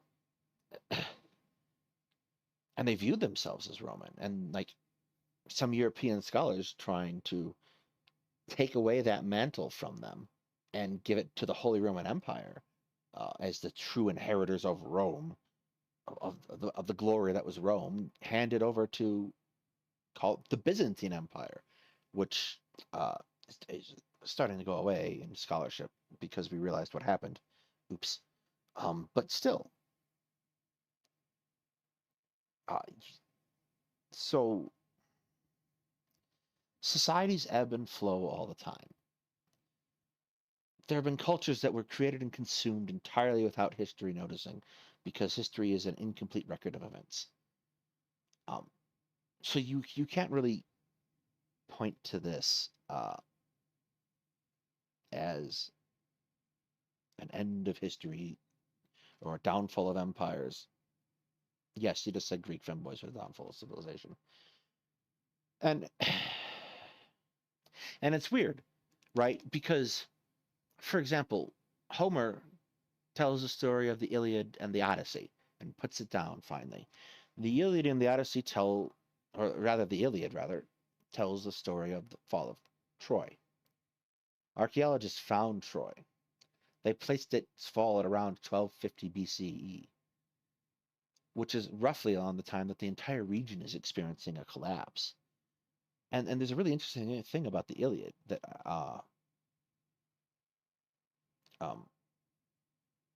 it transhistoricizes concepts. So Achilles is given over to a city. Agamemnon is of Sparta, and there's not really a conception of Sparta in the Mycenaean civilization. Not at least in the way that it was in the Hellenistic world. So these concepts don't belong necessarily to their same times either. So it's really difficult with a nuanced understanding of history to come to the conclusion that there is a end of empires that you can chart by looking at decadency. Not to make fun of what if autists, except I'm always going to make fun of what if autists. There's no real sense of decadency that you can put your finger on it and say, yep, now I know what's going to happen. That's just nonsense. It's nonsense by people who are usually socially conservative and want to prognosticate our doom because they saw a person with blue hair in the parking lot on their way into the lecture. So just as a rule, ignore those kinds of people. Empire, whether it's the mauve decade of Oscar Wilde in the 1890s, whether it's Weimar Germany, people who live at such times, okay, feel that they're very sophisticated, they're very cosmopolitan, okay, and homosexuality, heterosexuality, so what, anything goes, and so on, all right, and so, but from the perspective of historical distance, okay, you can see that it's a culture that no longer believes in itself, okay, and then what you invariably get are people who are convinced of the power of heroic masculinity, okay, on the edges, whether they're the Vandals and the Huns, okay, or whether they're the barbarians of ISIS, okay, you see them, starting to mass on the outsides of the culture, and that's what we have right now. That there is a tremendous and rather. The Huns didn't give a flying crap. The Huns didn't give a flying crap about the heroic masculinity. They come out to the steps and go, look at all these people in their silly cities. I'm going to burn them down. And they take their money and they just beat the crap out of Rome, Eastern Rome in specifics. The Vandals, all these groups, these other groups notice, oh shit, the Huns are coming. And they run away because the Huns are goddamn terrifying. And that's kind of a pretty common problem when you have someone coming out of that central steppe area between Asia and Eurasia, The Huns, the Mongols, the Timurids, and goes, oh shit, here come blah blah blah, and then they run away. And where do they run? They run towards Rome, because Rome is there. It's the big red thing in the middle of the continent, right? And they go and they try to exist, and Rome's like, shit, all these nasty illegal aliens are coming in. People aren't illegal, but you get my point. And they have a hard time coping with this. And you see this breakdown, this centralized breakdown. It's not about heroic masculinity. These cultures have it, but this isn't what drives them. They're driven by the conditions that they live in. They're driven by the fact that they were driven out of their homes. They were running for their lives. They had to do these things to survive. And they inflicted upon the first people they came upon that ruination. That's not a question of belief in heroic masculinity. That's a question of, oh shit, here come the Huns. Terrifying disconnect between the infatuation with the transgender movement in our own culture and what's going on out there, okay? And so, I mean, that's why I'm concerned. I feel it's ominous, okay? And that is not to say that we don't have those kinds of conditions that are going to start happening here in our own time. That's a very real possibility with climate change, that people will be driven from their homes, that they're going to run, they're going to flee. And not everyone is going to flee in a disorganized mob over borders and pile on the ships and cross the Mediterranean.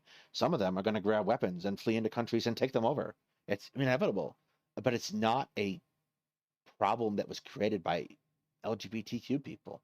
It is a problem that is created by the conditions of the society. So please, if you're going to take anything from tonight, continue to have sex with anyone you want to, consensually. It's not going to end civilization. Jesus will not cry. You're okay. Yes, it is definitely Bluestone. I question whether the transgender choice is indeed genuine in every single case.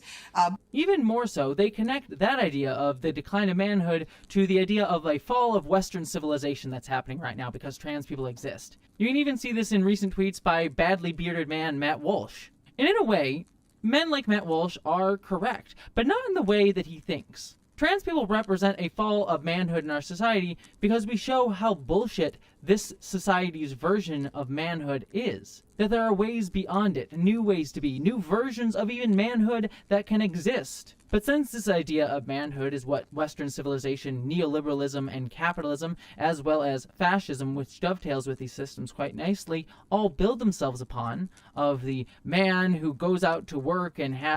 That sentence right there was an essay on its own and is not going to get any kind of elaboration. As a wife back at home with her 2.5 children, then trans people's natural existence is a threat to all of that because we show that identity is not a goal to achieve for society or for capitalist ends, but a pursuit for oneself to actualize that should be facilitated by society, not despite it or for it. Western civilization sees the project of identity as a state function to be bounded and defined, and trans people show that we can create something that works for us as people, not for the state. I think a lot of white trans femme folks like myself often wish to speak about this connection that we sometimes feel with white cis men who are angry and frustrated because we recognize ourself in it. But we are at tension with being open about that fact because we don't want to delegitimize our identities as women. That we feel to say all this would, again, have people say that we're male identified and give them ammo in that fight.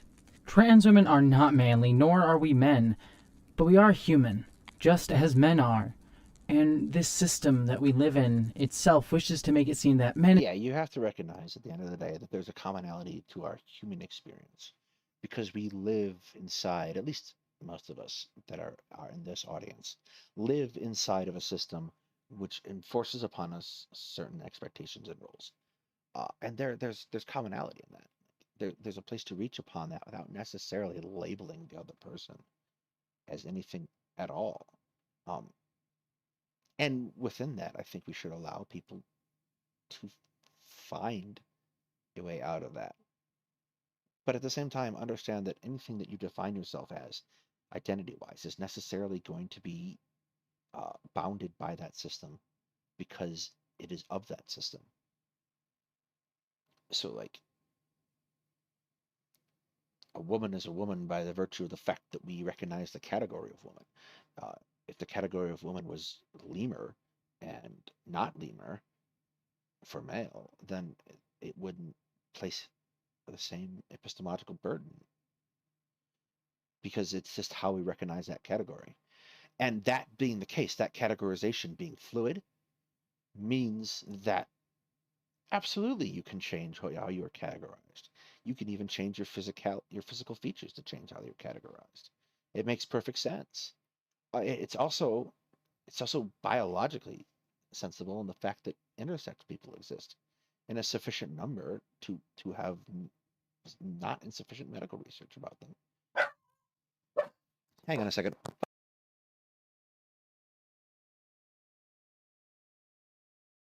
Sorry about that. Dog barked.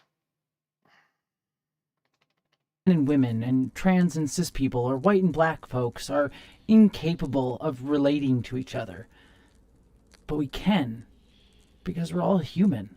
I see this tension, for example, in videos like the ContraPoints Men video.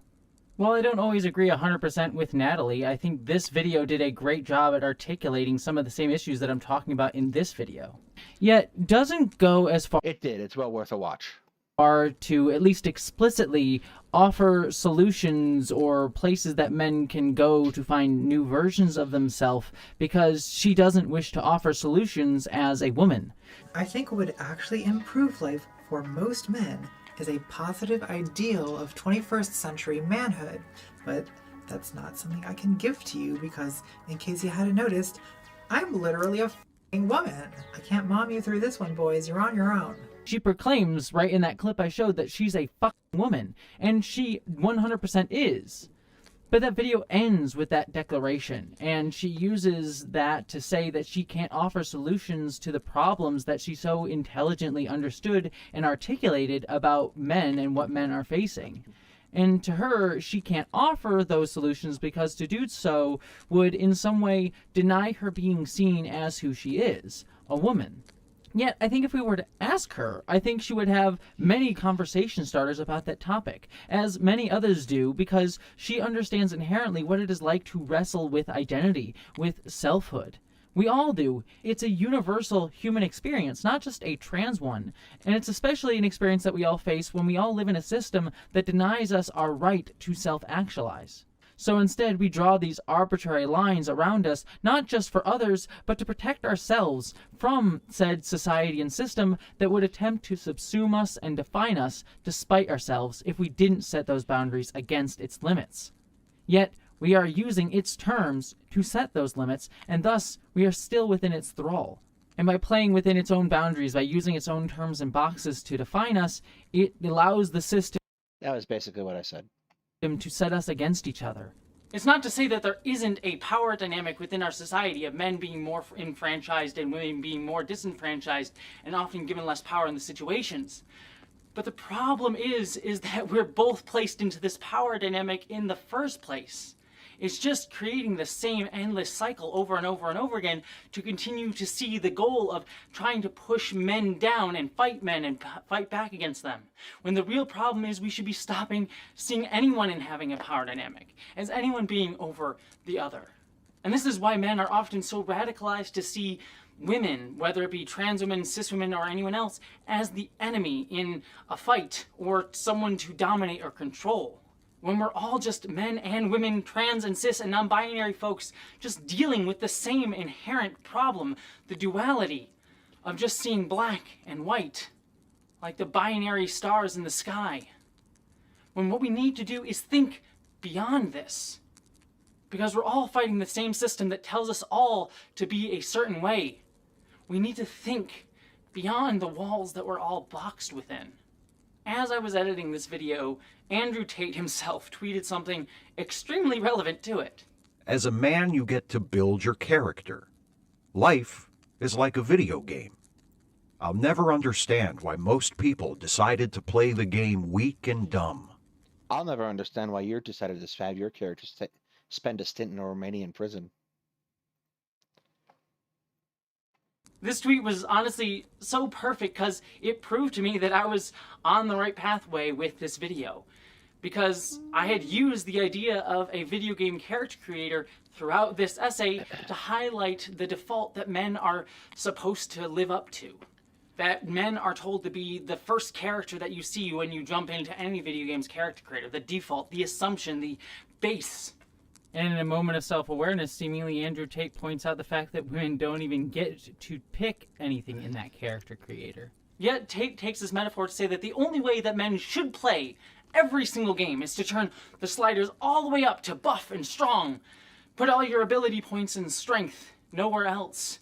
That's the only way that men should build their character. When in actuality, there's so many different ways to play any game. And it leads men who don't like playing the game that way or can never be that or never be good at that to feel like they're failing if they want to play the game any other way. Being honest with you, I've been dancing around saying something this entire video, but oh dear God, I'm going to say it now. I identify with many angry cis men because I think we're experiencing or experienced the same thing. There's been a lot of capital D discourse around the idea of gender dysphoria in online spaces as of late, around the idea of it being a medicalized term, if it's real, etc., etc., etc. And I think there's a much longer video and nuanced discussion on that topic, but if we just take the idea of gender dysphoria on its face and removing the discourse on medicalization or mental health or if it's real or not, gender dysphoria at its base level is argued to be the feeling of unease that a person may have because of the mismatch between who they're told to be by society and their actual gender identity that they are. And it's that distress that I think a lot of trans folks, especially trans women and cis men, can relate to. I know this may be somewhat controversial, but stick with me for a minute. Gender dysphoria is very obviously understood for trans women because we are told to be men when we're born, yet we can see that avatar of a woman who women are told to be in our society, and it gives us, in a way, representation because we can see what a woman is like and what a woman is treated like in our society, and we say, oh, that kind of fits me. It gives us something to articulate how we're feeling. It gives us the words to say that. Even if we don't 100% identify with, the avatar of a woman in the perfect way a woman is supposed to be, we can at least start to have a conversation on those terms to understand ourselves and allow others to understand us. And so we seek going after that sort of expression of ourselves through gender-affirming care or how we express ourselves in the world, whether we use different pronouns or wear different clothing. We build our character to fit that idea. We can go to default body number 2 and adjust those sliders accordingly because women are seen as allowed to be able to adjust those sliders a little bit more than men can. And on top of that, we can find a sense of identity and selfhood in transness and womanhood. Not in being trans, but a sense of belonging, of community within the queer and trans and woman communities, because they've been able to build their own communities and sense of self within them. Something that white men are often denied as we press identity into one ubiquitous, bland whiteness. And yes, these communities of queerness, transness, womanhood can center themselves upon identifying with oppression, which itself fits into these us versus them narratives. But when these communities are actually built out of fostering a sense of culture, of shared history, of expression of self, that's when the binary becomes a gradient of color.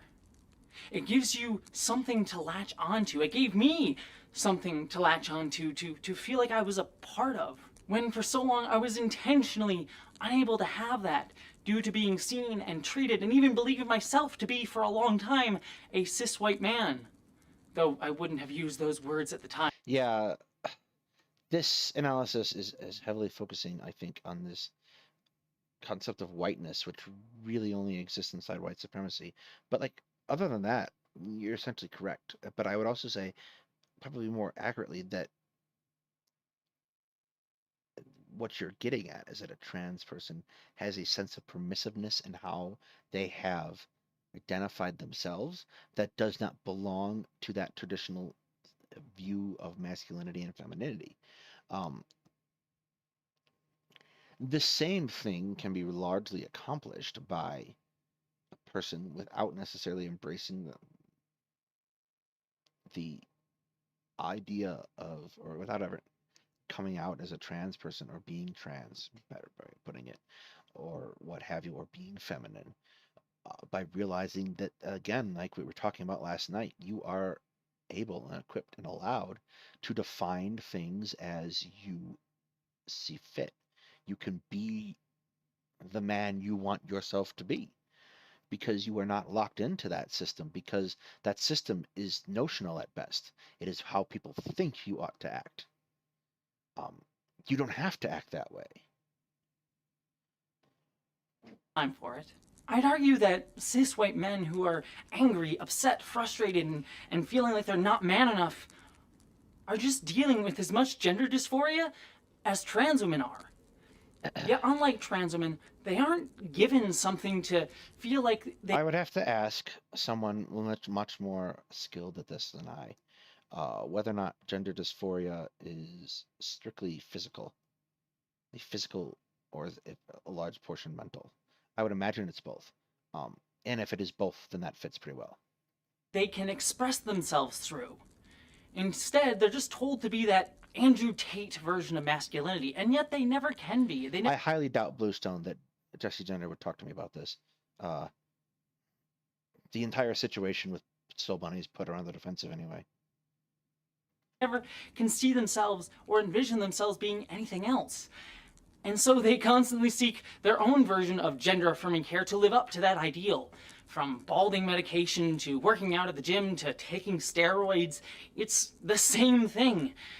I mean, take the fact that Steven Crowder, who we talked about earlier, is a man who expresses control of women through that sense of anxious, scared projection of masculinity, himself got gender-affirming care to make his pecs look more masculine, in order to hide a genetic condition on his chest that he viewed as making his chest look quote-unquote feminine. It's the same thing that trans women like myself do, who get breast augmentation to affirm and feel more comfortable in our bodies in ways that align with how we wish to be viewed as women. Yeah, they're trying to live up to a version of maleness that they can't attain, and that they've never been told that it's okay if they don't. Because it is okay if they don't. In fact, it's more than okay, it's a beautiful thing if they don't. If they get to show the beauty and unending majesty and diversity of not just humanity, but what men can be. And so it makes them angry and frustrated and lash out in the only way they're told they're allowed to, with anger and violence and control. And I see myself in that. That anger and desire and lack of being able to articulate myself, because I experienced it for a long time. I feel so sad at how frustrating it must be for them to not be able to see a way out of that, because we intentionally hide it from them as a culture and society. Not seeing a way out of the system, not being given representation of who they can be, because we don't allow men a chance to see anything different. They can only work to feed the system, and we throw their bodies and lives upon that fire endlessly.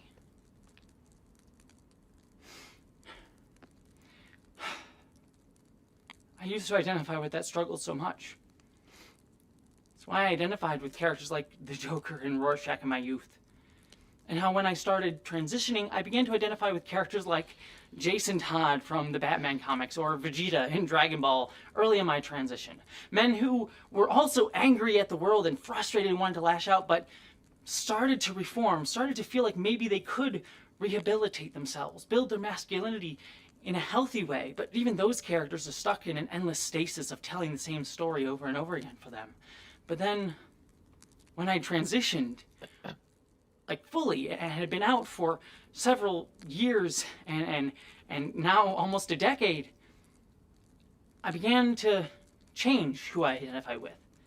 I faced TERFs and a society that would never allow me to be seen as a woman simply by the fact that I am trans. Have them saying that, you know, this isn't for you. You have to go back. You have to go back to being a man. And I was like, I can be that. That's not who I was. But I can see this thing that I can be, and it makes me happy, and it is me. But you won't let me have it. Why? Who does that serve? It's not me, and it certainly isn't many of us. And it's why I realize this whole system is just shit, because it doesn't serve anyone but those at the top.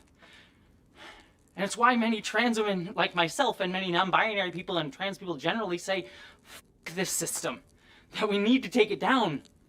Because we realize how bullshit it all is. We've seen it from the inside, from all sides. And then many of us start identifying with more revolutionary figures because we realize that the system is all just bullshit, trying to keep people in holes. But cis men are never given that chance to see outside the boxes. They're stuck. This is slightly reductive because some cis men do see that. Like, this is almost like this was going a great direction, and now it's kind of patronizing.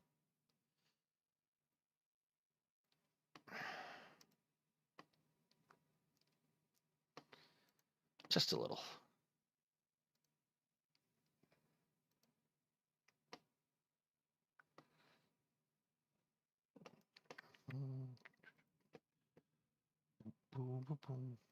In an endless loop, trying to recreate the same version of masculinity, trying to attain that final power-up that lets them be the winner, fighting in an endless competition with each other,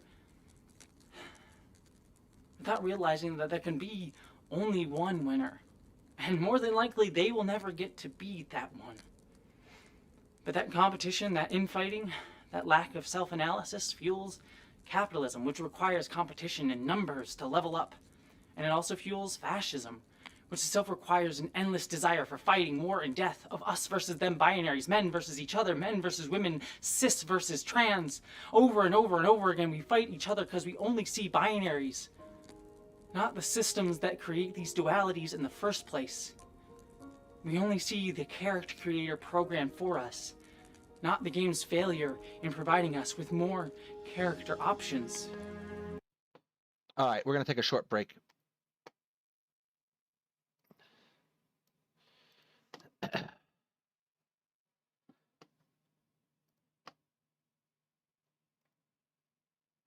Well, I attend to the dog and make sure I don't get blood clots because we've been going for about 2.5 hours.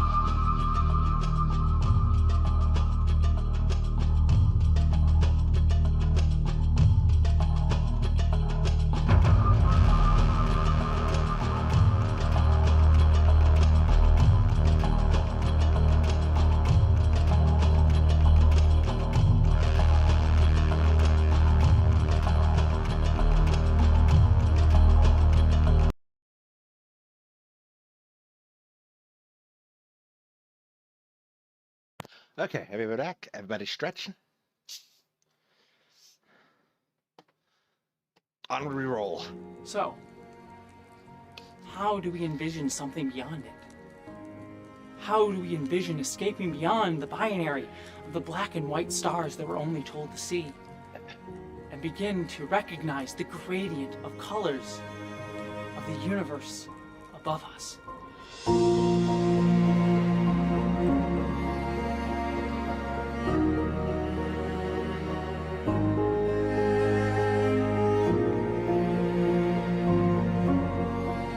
I hope part 3 is the thesis.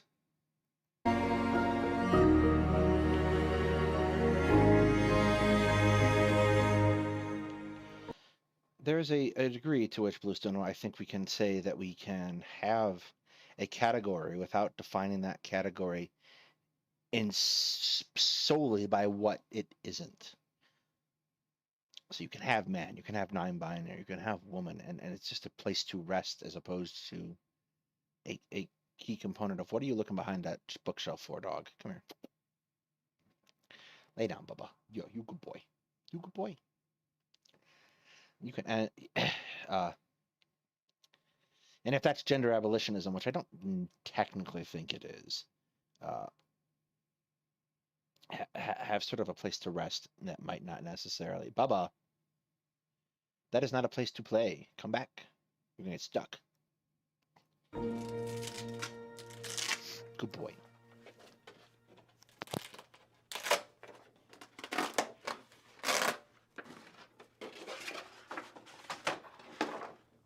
So, if you recall earlier in the video, I actually said that these were 2 of 3 posters that I had prominently in my room. And actually, in those boxes that I discovered these posters in, I actually found that 3rd one as well. I actually had a map of Middle-earth that used to hang prominently alongside those 2 posters. I used to love staring at this map, seeing myself in this fantastical world. I love to get lost in this map and imagine myself in different places around Middle-earth, staring up at the city of Minas Tirith, or getting to hang out with Bilbo over in the Shire, or even Gondor supremacy. Wandering the darkness of Mirkwood on my way to the Lonely Mountain. Yet, imagining myself into the locations on this map wasn't the only thing that I did when I looked at it. Quite often, when I look at this map of Middle-earth, I think of a specific quote from Lord of the Rings. Frodo looked at maps and wondered what lay beyond their edges. Maps made in the Shire showed mostly white spaces beyond its borders. I used to love looking at this map and wonder what lay beyond these faded borders. The areas that the story of The Hobbit and Lord of the Rings never touched, as they faded out into unexplored white space. I always loved that this map didn't have a hard edge to it, but just opened up into faded unimagination. It refused to allow my imagination to have a border, but just slowly drifted between the defined and the undefined, slipping between the unknown and known, as if in a dance. I spent most of my life believing that I had to fit into a border. Maybe it was the border of masculinity or the boundary of femininity, but it was always confined, like a box in a matrix, playing out a function as defined by the glossary of some map maker who tried to pin me down as one thing, simplifying me into their map. I am a trans woman. It's how I've seen myself in the society that I live within, but as I've grown older, I found that I care less about that definition. At the end of the day, I'm just me. I'm fighting to forget the role that I was told to play, and I'm fighting to remember that I am valuable, strong, and intelligent. And it's harder to remember on some days. But I am much happier. I'm expressing myself every day in a way that fills me with joy. I have a more fulfilling favorite role because I cast myself in that part. I'm working to destroy the play that forgot to write me a part to begin with, and just decided to cast me as one of the background players. Today, I'm exploring the faded parts of the edges. And remember that these areas of the map are actually the center of someone else's map who lives there. And I can draw a map of this part of the world over here for myself and those who live here with me. That's actually a pretty poignant point when you bring up a map of Middle Earth, seeing as this particular map of Middle Earth is kind of mostly a corner. Mordor goes on quite some distance. There is a considerable amount of territory over here that's just not explored in the story of Lord of the Rings and The Hobbit. It doesn't have to be centered here. That is where I am at my understanding of myself. I tend to find that I like to return to certain parts of this map a little bit more than others. I love looking at the lands of Mirkwood, for example. It's my favorite area of The Hobbit. It's kind of like my femininity. Yes, Mirkwood and femininity are basically the same thing, both filled with elves having creepy parties in the dark, talking spiders, and rivers that make you forget if you get wet. But anyways, I return personally to what some other map maker labeled as femininity more often than I don't, but I do like to explore all parts of the map and beyond it. Some people are like the hobbits, who just want to stay at home and never leave their little hobbit hole, stuck in their ways and tradition. So too was Bilbo in The Hobbit. He never wanted to leave, and thus didn't understand the world beyond the map that was laid out in front of him.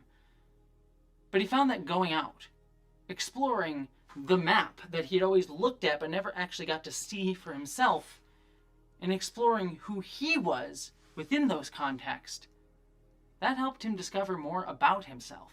I'm going on an adventure! And New Line Cinema has now claimed And our at the end video. of his journey, it was there and back again. He still found that he liked to live in the Shire, to be at home, comfortable in who he was. But now he had a story to tell and understood a bit more of the map that he had always looked at and what it actually represented, and knew that this is where he liked to be. But had done a little bit of exploring to understand. Out of curiosity. Well, so we've been using the word like masculinity, but I do think I want to say that like I don't think there is like an objective masculinity that is meaningfully different from like an objective feminine. I think they're basically the same thing. Yeah. I don't disagree. I've been using the term because that's the term that I think will be helpful for people watching the video, but yeah. But I think it's useful to say out loud that there's shortcuts. I don't know, the way I look at it is like masculine is whatever you say is masculine. You know, if it makes you feel masculine, then like, okay. Like, who am I to tell you no? But that's kind of how I relate to it. And my father factors heavily into this too. Because he's a very stoic person. He's not like outwardly, I want to say not outwardly emotional, because that's not true. He does express emotion. He does tell you how he's feeling, but he has a very like quote unquote flat like affect, but it's also very warm and welcoming like at the same time. Yeah. So I am taking, I think, a lot of cues from my father when I say that, like, I enjoy masculinity, because I do, but it's not, for me, it's not divorced from like the things that I perform or the things that I do that also make me feel feminine.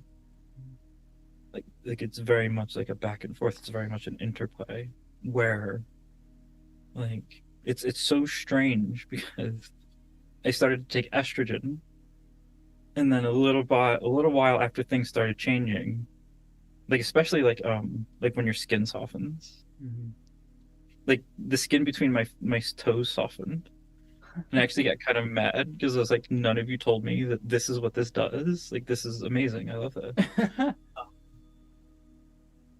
Right around then is when I started to realize that, okay, no, I do actually like masculinity.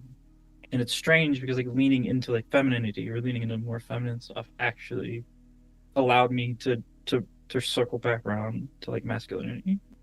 I like being masculine as like a feminine person almost, you know? Yeah. And this is what I think about masculinity quite often, because I believe it is more of a box than any other. It's the one with the most defined borders. Yet those borders are just ink on paper and easily ignored if you realize you are just on someone else's map. Many people get stuck in it, stuck in that box, believing that they have to stay there, stuck in their tradition. But many others may go out and explore and see what's actually out there. And many from that experience may return back to masculinity, still liking what it represents to them, but they now know what else is possible. And many others may leave and never come back. But it's hard to see that for those of us who are told that this is the way that it has to be. And it sucks that those of us who realize how illusory this box is are seen as the enemy, as outsiders. How I, as a trans woman, is often seen as the feminized man boy who all strong, dominant men must fear. And in reality, I understand those men more than most. I think many trans women do. Not all, but many. And it's why the system doesn't want us to show men that there can be another way. I'm not saying that all men are somehow secretly trans women, but... Yeah, it's good that you brought that up, because like that kind of feels like the push that we've had like for this entire video. And I'm taking that as both of these videos together because they're very clearly one production. That it may be that the distinction, the hard opposites, aren't necessary in the first place. That maybe you can explore and see what else is out there. What other versions of masculinity exist, or other elements of the board exist, or maybe an entire new country that you could discover that is more representative of who you actually are. Because for so long, transgender to me was a clear-cut thing. It's this thing, and if you're not this thing, you're not transgender. Like, well, if I'm not transgender, then I'm just a guy. Mm-hmm. I'm just a guy who cross-dresses. But I think as the understanding of transgender as a spectrum, as a mass of identities, as basically anything that isn't cisgender is some form of transgender, you see cross-dresser a lot less, because it was kind of where people who didn't think they were ever going to get surgeries or didn't want them, but still wanted to express femininity, kind of landed by default. Mm-hmm. But as we, and like for me, discovering the term gender fluid, I was 34, I think, when I found that term. That was a game changer. Yeah. And it's funny because I'm normally not too big on labels. I don't find a lot of use for them, but I will admit that when I found that one, it kind of opened something up, and it gave me an appreciation of if you can find a label that actually fits you, as opposed to one that's like, that's pretty close, I guess I'll go with that, which is what I had been experiencing for years. Mm-hmm. And then I found gender fluid. I'm like, oh, dang. Oh, well, shit. But I also understand that that isn't helpful for everyone to hear at the moment. That's easy for me to say, where I am right now, that I want to destroy the system and eliminate the need for masculinity and femininity. It's all hogwash anyways in someone else's game. I do believe that to a degree. We are at gender abolition, aren't we? But we also have to live here. I also know that while this is where I sit now, if I had heard all that I had said 10 years ago, I don't know if that would have been entirely helpful for me.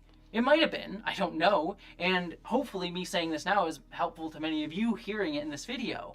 But I also know from where I was at the time that thinking in terms of femininity was what helped me escape.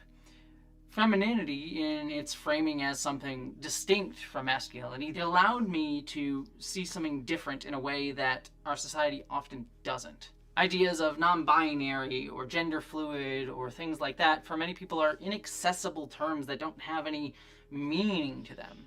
They do have meaning. As a non-binary person, and to many gender fluid people, those words have very specific understandings and meanings and help them understand themselves. But for many others who are struggling with defining their own version of masculinity, those words aren't really helpful. And for me, that was very much the case. Discussing things in terms of femininity helped to frame who I was at the time. And I know many trans men who use masculinity as a way to find themselves, too. And I know for many others, these are the terms that they are given, even if they are in polarized binaries. Masculinity as a trans man is complicated. But I suppose that's true of masculinity in general, which is why you're here watching this right now. For most boys, cis and trans alike, it begins as something we experience from the outside, looking in. An archetype that we are taught to aspire to. What sets a transmasculine experience apart is that our starting distance from the archetype is a lot more exaggerated, and the pressure to reach it is often non-existent, if not riddled with intentional blockades. It is fascinating to me when I run into resistance from cisgender men while speaking on the topic of masculinity, that as a trans man I couldn't possibly get it. I merely adopted it. They were born into it, molded by it, you know the whole thing. What is often not understood is that for trans men who are masculine, who see ourselves in that archetype, He'd make a good Bane. we understand better than anyone the intensity of the drive to achieve it. We understand because we live in a world that is constantly trying to take it away from us. Even now, I run into people who respect me as a man up until they find out that I'm trans. And sometimes the change is subtle, like suddenly acting like I need more help with things, and sometimes it's more blatant. Slurs that I'm not going to waste my breath on. But the underlying belief is the same, that I am less than. At best confused, and at worst, an imposter. This, of course, differs depending on which trans men you speak to. How we're racialized is going to affect whether we're stereotyped as confused, deluded, or destructive. The violent stereotypes assigned to black and brown people often compound the threat their transness poses to the status quo, while white trans men like me are seen as the status quo. That is, that we need to be protected from some dangerous ideology, have our feminine purity preserved. But one thing that most transmasculine people have in common is that masculinity is not assigned to us from the start. How it manifests and how we reach it may differ based on other facets of experience, but it is something we have to fight for. To so many of us, it represents liberation and wholeness. Messy as it can be, masculinity is our path to joy, and we scale mountains to live authentically within it. There's obviously so much more to this. No one person could possibly encapsulate the variety of experiences amongst trans men and transmasculine people. But what I can say is that I am far from alone in finding peace and self-love in this identity. The resistance we face comes not from our being lesser, but from the threat we pose to the status quo. Because we have found connection and fulfillment in something so often defined by competition and aggression. Seeing masculinity cause harm and destruction, seeing people hurt themselves and others as they try to embody it, is heartbreaking. And it's sadder still that so many people struggling would sooner try to invalidate the joy that transmasculine people have unlocked than take a moment to listen and learn from us and potentially. I have noticed, to a fairly significant degree, that at the moment, trans men are not necessarily as heavily publicly scrutinized as trans women. And maybe someone in the chat can either validate or pull that away. Or blow a hole in that. But it seems to me that for the moment, we've focused a considerably larger amount of ire on trans women than trans men. Potentially unlock their own. Masculinity can be a truly beautiful thing if you choose to make it so. So this is always tricky to talk about because one of the things that dickheads try and point out is that, you know, you're being a caricature of a woman. You think that a dress and blonde wig and that's being a woman. Like, no, but using these things to cover my masculine signifiers connected me. That's exactly what it signifies you, and in turn you are perceived that way. Because so much of what we do, like imagine walking down a city street, you're making evaluations and judging people based on what signifiers they present. So it's not a caricature. To my sense of femininity. so that I could look at myself and see a woman, not because I saw, a wig and boobs and all that, but because I didn't see the stuff that marked my masculinity. And I also discovered something else about myself. I personally am attracted to people of all presentations, but in recent years, I found that I'm more attracted to people who present in masculine ways. At least the words that we would define as masculine today. I often wonder sometimes if I'm more straight than I think I am. I've always defined myself as bisexual, but sometimes I think, well, maybe I am straight. But I don't really believe in labeling it so much as helpful to me personally. But I do find masculinity in certain ways attractive. Not just physically, but the kindness, the caring, the joy, and sweetness that you can find from beautifully seeing masculinity's totality and positivity. Many men are beautiful beacons of positive masculinity who have wrestled with the same system and came out as unique, amazing men. They are beautiful both inside and out. And this version of masculinity has been articulated by great men around me like I'm not a fan of FD Signifier, or irrespective of what you think of his masculine qualities. I think he is a very foggy, lazy thinker. Fantastic Mr. Fox or FD Signifiers in their videos on manhood and the manosphere. The left's message for men is that autonomy and dignity is everyone's right, including theirs, and that true solidarity and true companionship and true intimacy can only be achieved when autonomy and dignity is respected by all parties. For me, the most attractive men that I've met is when I've gone out on dates with them and we just shared interests with each other and engaged as equals. Be it us nerding out about Star Trek, or talking about filmmaking, or nerding out about Star Trek, or talking about what certain video games mean to us, or nerding out about Star Trek. It's just cool to talk passionately with someone else and have them recognize my shared passion too without overriding it or downplaying it. That's honestly very attractive. Who would have thought?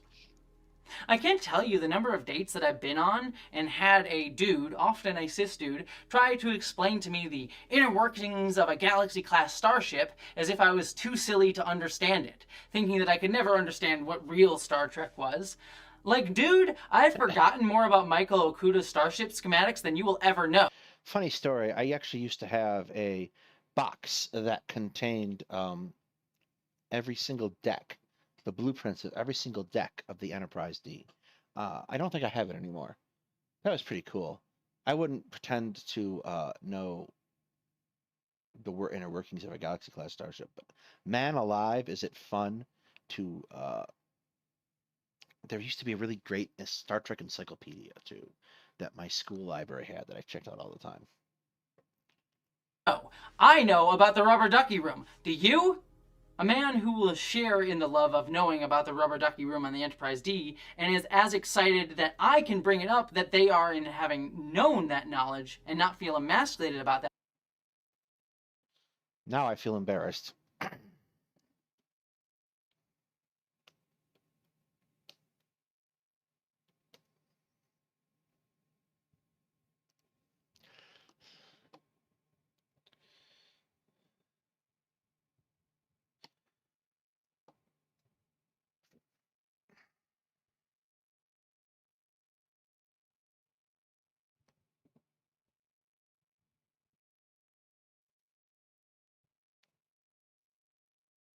Oh, it was a lower decks thing. Okay.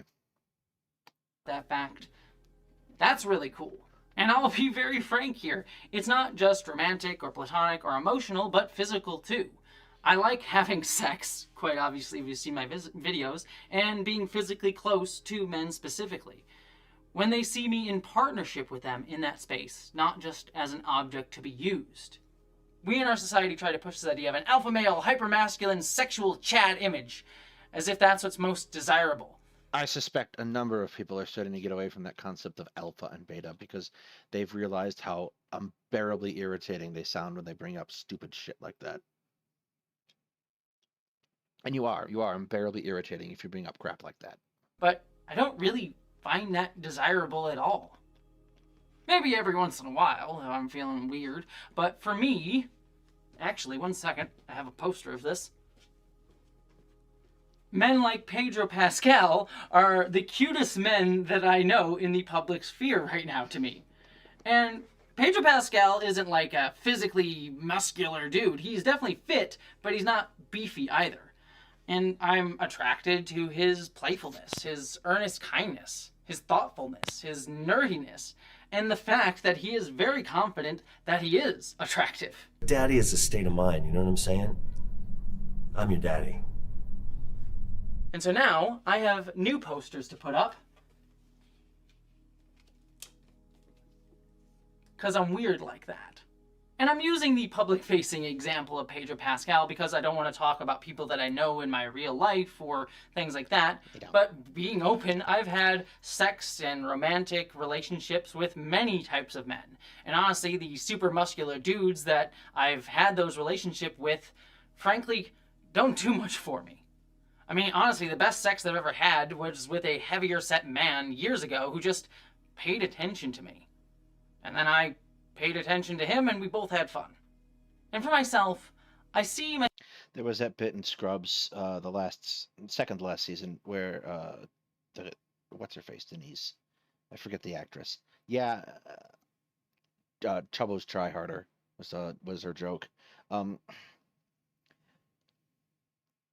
That's probably true. Not so much that, but people who do not feel desired will feel a much more intense need to attend to others, because like that's kind of falls into that sphere of how we portray men as having to not be a burden.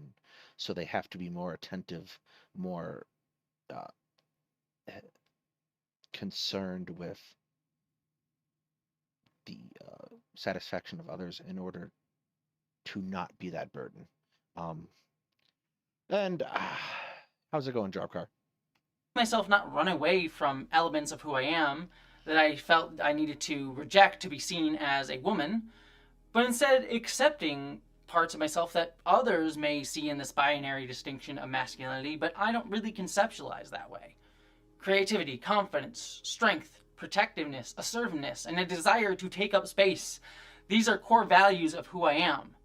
They are not antithetical to the idea of femininity, but neither do I feel the need to define them in masculine or feminine terms. Look, kind of what you should get at.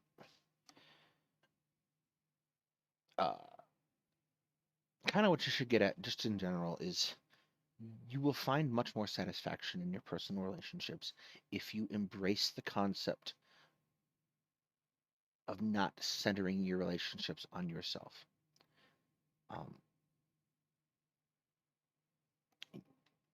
And not in the transactional way, but look at people and look at what everyone can be for each other. And this is romantic, platonic, whatever, what have you. Look at what you all can be for each other, and understand that it's not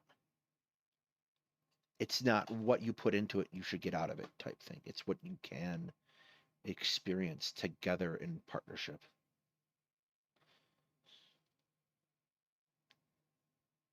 Terms. I just see them as me.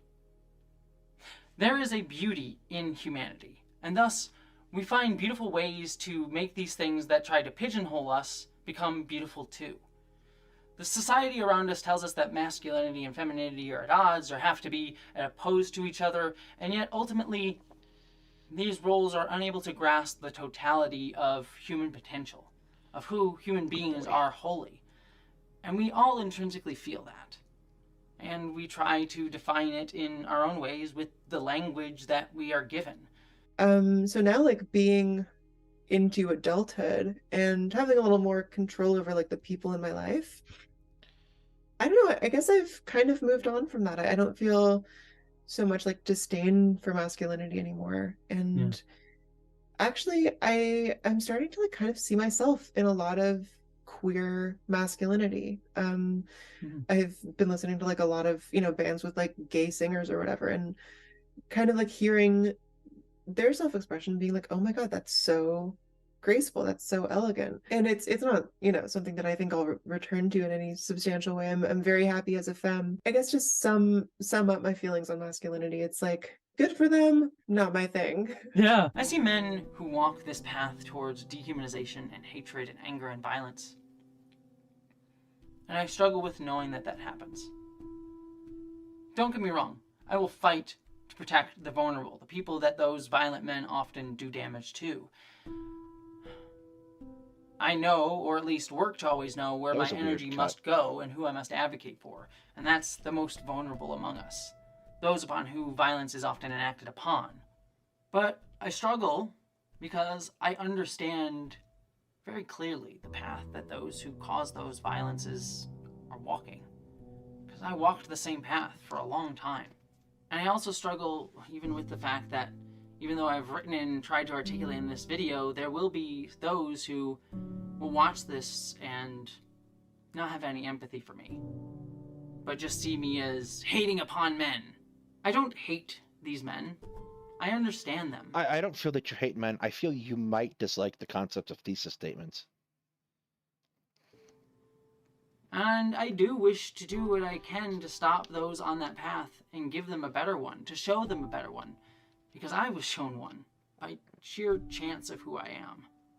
Yet, sadly, I know I can't always be that for them because they see me as the soy boy feminized by the leftist agenda. I try my best, though. I want that for them. But to many, I'm the enemy, the cautionary tale, or a version of the Matrix that they long for but can't escape. Or they think they're empathizing with me by sexualizing me, desiring me. I get those messages a lot, too. I get a lot of men reaching out who are angry and say, oh, I find you very attractive, and I don't know what to do with that, but I just wanted to let you know that you're hot, and would you send me messages back? Again, receptacles for anger. And I see a lot of trans women, especially white trans women, being seen as de-radicalizers of young alt-right men, because we often see ourselves in them to a degree. I'm not saying that that's where we should put our energy. Again, it's confusing and complicated, but I do know that that is an impulse that I see many in my community have. We make men small by lying to them that they are large by themselves. How sad it is that men can see another human being before them and not see a person, not see the potential. Okay. By the same token, there are two kind of things that come out to me here. By the same token, there are women that do not see men as people either. There's something that's been showing up, and I'm kind of confused as to why. The YouTube algorithm works in mysterious ways. There's a YouTube channel that shows up called The Dadvocate, women splaining men to women. And it's a weird, and I watch them kind of out of morbid curiosity, but every once in a while she does a lot of shorts, and she does a short where a woman says, I want to manipulate men, blah blah blah blah blah. And like that, it's kind of a universal thing, but it comes out of the same system. That same set of expectations and that shape who we are supposed to be. So the other thing is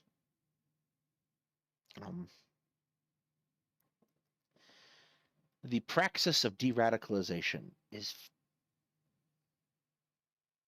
somewhat effective if the person you're de-radicalizing feels some kind of connection to you, however it is. I'm not a great figure for that because, for example, I'm sarcastic and dry and incredibly closed off. So not a great figure for that. But like, and I see why someone like ContraPoints is, because there is a level of approachableness to her that doesn't exist necessarily for someone like me. So while I can see why that is a problem, that the degree of danger to the problem of a radicalized individual and de-radicalizing them is such that I'm not entirely certain that's the most avoidable set of circumstances. If you can do it, you should. And not everyone can. Potential for connection and all that it brings with it. learning, growing, discovery, joy. That you can be made better by human bonds. I want so desperately to have them understand. I sit in this liminal space between understanding, being seen as a victim, and being myself. It's a complicated space, and one I'm not sure I can ever fully resolve emotionally. I don't think any of us can when we live in a world like this. That better, Bluestone? So I wrote this video to express empathy and its limits, and hope it's heard by those looking for a path out, in the same spirit in which I said it. For me, manhood is becoming less personally relevant, either as something to describe myself as, what I am not, or something to describe myself against. I'm just me today, and some aspects of me can be described as masculine, some as feminine, but honestly, those words don't help me anymore. But for some, they might. Saying they are a man and understanding themselves as a man, it helps them know who they are, or even what they are not. And that's a beautiful, amazing thing. I hope that people just have the freedom to explore. I remember being on a podcast like 2-3 years ago now, and the person who had me on, you know. I'm sorry, Drepka, what are you looking towards? The path out of what? The path out of gender or the path out of radicalization? Brought up, I think it was like a study from California at the time that said something like 40% of high school students were identifying as some form of trans or non-binary. And, you know, this person brought it up, and she was like, how do you feel about that? Does that concern you? I'm like, no, that's great. And I say that knowing that a decent percentage of those people in another 5 years are going to start identifying as cisgender, and they're going to identify as the gender they were assigned at birth again. But they should be allowed that journey. What I want and what I hope for is that people are just allowed to have their journey wherever that takes them. And if that takes you right back to where you started, great, because now you can be back where you started, confident and secure in the knowledge that that's where you're supposed to be, because you explored around and you tried somewhere else. I generally agree with this. We take that principle to be fairly sacrosanct anyway in most things, that a person should be free to explore things. It's a whole idea of taking that gap year between high school and college, like go explore, see things, learn about yourself.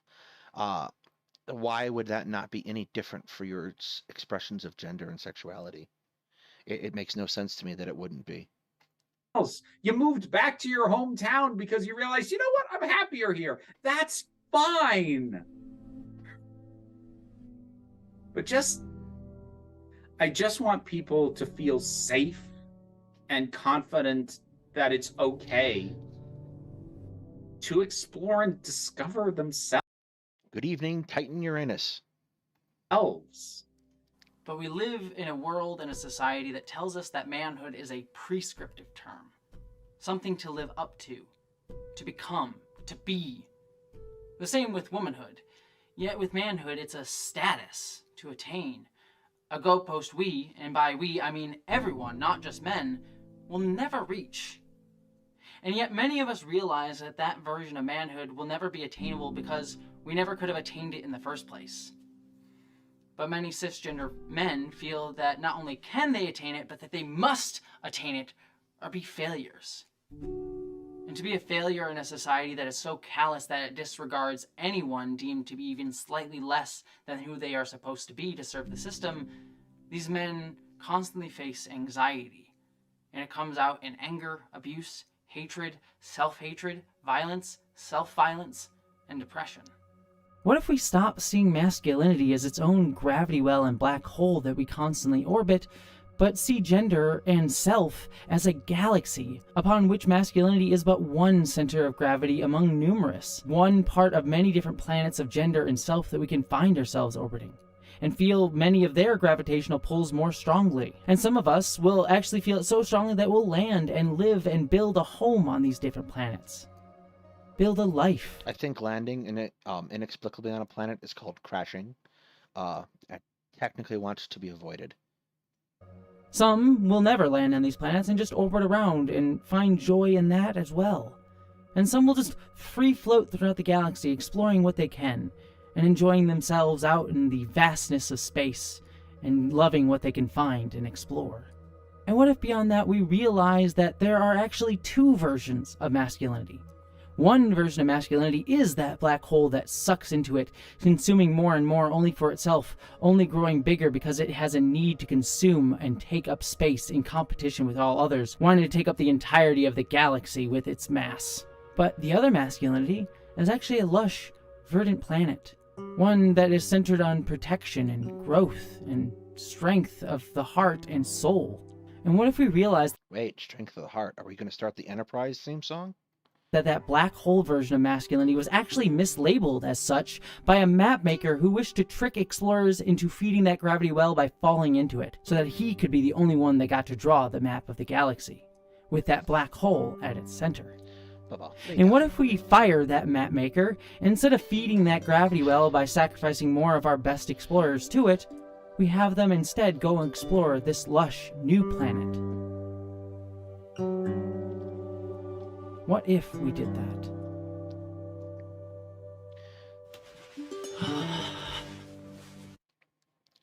By and large, I would imagine that we should probably acknowledge that there are more ways to be man, woman, non-binary than we are necessarily conceiving of at this point.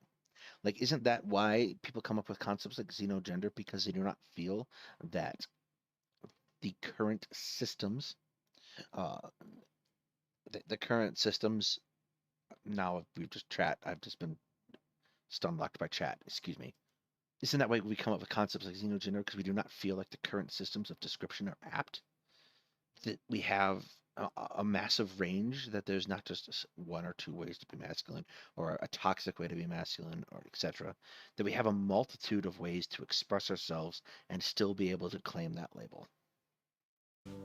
So, as we get to this final part of the video, I wish to say that it requires having watched the whole video. Not saying that you have to watch this whole entire thing. It's totally cool if you don't. Don't worry, we have. It's a long-ass video, I get it. You don't owe me the time. But this next section has the potential to become the entire discourse surrounding this video, which I hope it doesn't. But if that is the case... That's almost certainly a sign if you realize that. Evening, Connor. Always realize that on the front end of the thing that you should not have done the thing. Then that discourse requires full context. Right after I finished the final edit of this video, a fellow video creator on YouTube here, Soul Bunny, released what I think is an important video. It's not perfect. No, it's not. We went over that in some detail the other night. Actually, last week. When was that? I did that not long ago. Let's go look. Two Guys Talking History. That was alive. Yeah, 10 days ago, less than 2 weeks ago. It was bad. It was what if autist level bad. It's not all-encompassing, and I'm sure there are apt critiques of it. But to me, the video overall is a very, very good one. And it's about how these us versus them narratives don't just get created in masculine-centered alt-right spaces, but can happen anywhere, even within leftist spaces, especially predominantly white leftist spaces. And the video itself is focused on racial issues within the online left space. But after that video came out, I realized that it was going to be yet another video that was seen by those that she was talking about in those spaces as an attack on them. Not just the creators themselves, but their audiences. That absolutely was an attack on them and their audiences. As coming after them, rather than what the video, to me, was about. Discussing patterns of behavior that Soul Bunny was constantly seeing in these spaces. The problem is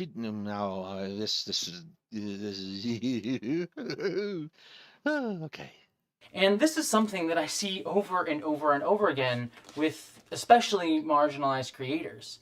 I saw it happening with myself way back a few months ago with the Hogwarts Legacy video I did, where I was called a bully for calling for a boycott in the video where I expressly did not call for a boycott, with people misrepresenting my words to frame it as me talking about or demanding something of someone, instead of what I was actually talking about in the video, discussing patterns of behavior and how our system constantly creates this us versus them narratives.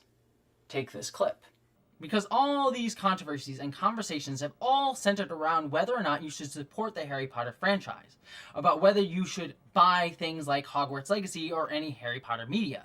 The question becomes, to buy or not to buy? Those are the only two options presented, and in this framing, to not buy the game is presented as a choice that is actively doing something. In truth, it's not. It's passive. It's neutral. You're quite literally not doing something.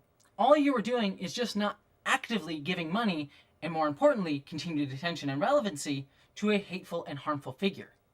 The active choice is to buy the game, but not buying is a non-choice. It's doing nothing. And ultimately, what's deeply frustrating to me in all of this on an individual level is I personally have become known as the boycott Harry Potter person. This is what all the media around my tweets and the discourse that came out of Rowling were centered upon. It was what was written up in Forbes magazine and BuzzFeed and elsewhere. Jessie Gender is the proponent of boycotting Hogwarts Legacy and Harry Potter media. This is what I became known for, talked about in the context of. I am not dying on the boycott Harry Potter hill. Of all the things to discuss about Rowling, it is the least important one. Yet, these are the points that people want to take away from what I'm saying. And it goes to what I spoke about way earlier in this video, about how when people are called out and recognize the behavior that is being discussed in them, behavior that they may at times express, instead of hearing that criticism, they instead react in anger at those talking about it. Especially... Yeah, like when Soul Bunny decided to call Shark Zero a slur, and then got really angry when people suggested that might be bigoted and racist. When they talk about specific people.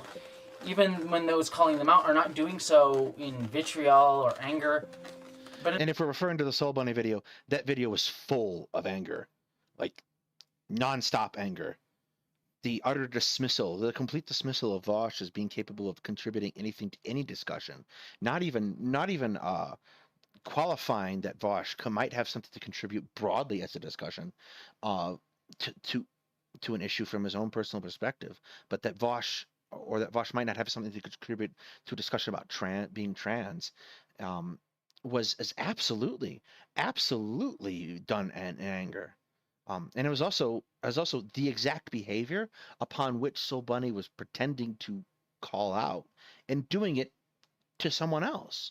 It was less a case of disregarding someone who licks the boot so much as being upset that you yourself were not wearing the boot. It was a terrible video, and it was incredibly easy to see it as cruel and vapid. And hope that those they talk about are those who perhaps display this same behavior elsewhere can do better. Because you can do better. And why would anyone, why would I waste my time making videos and doing work hoping people will do better if I didn't earnestly believe they could? That is why And then the next thing I talk about, we're going to get into this too, really, against this. The next thing that I have a real problem with is I don't think there is a path that someone like Vosh can take at all that is going to, and I think Vosh recognizes this too, that he can take, which is why he's doing what he's doing, that he can take that will be seen as positive by someone like Soul Bunny. Because throughout the entire course of Soul Bunny's video, she doesn't offer a path forward. She just offers condemnation. So, like, if I'm going to engage with somebody and I want them to do a thing, and I want them to do a thing that they haven't been doing and I'm upset about it, the constructive way to go about that is to say, you have done this, it made me feel this way, please do this instead. Can you manage that? That's kind of how the discussion that has to happen. And I can see an objection coming from that in the term of the fact that you might say, well, I don't want to waste the energy on these people. Then why have the discussion in the first place? Whether or not you believe that the person can change, and if you don't believe they can change, they are ignorable Vosh's reach is not that substantial to have demanded such an attack, or to have turned that attack and attacked someone else. It's even worse than that. What is worse?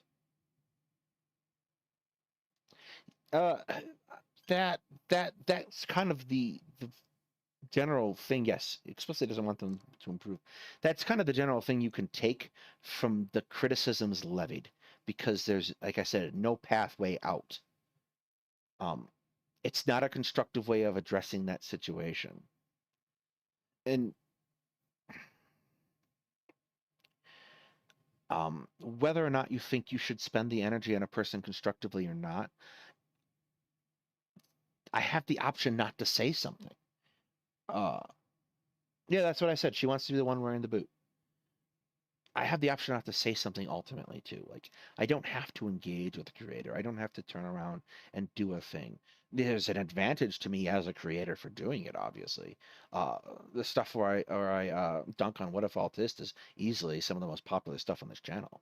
But, for example, but at the same time, ultimately, I don't have to. The fact that he's a useful object lesson to teach people what not to do, fantastic, but it's not required. After that video released, I tweeted, my next video will be about Vosh, meaning this video. If you don't know who Vosh is, that's okay. Skip ahead to the next bit in this video, because it won't be relevant, really. But if you do, and even more especially if you are a part of Vosh's regular audience, I want you to know that that tweet was meant to show something. Because, as should be evident, this video wasn't... That tweet was meant to increase the views on this video. ...really about Vosh specifically at all. I'm sorry, the tweet has Vosh as the subject of the sentence. What was it about then? Vosh's evil twin? Terran Vosh? Long live the Empire.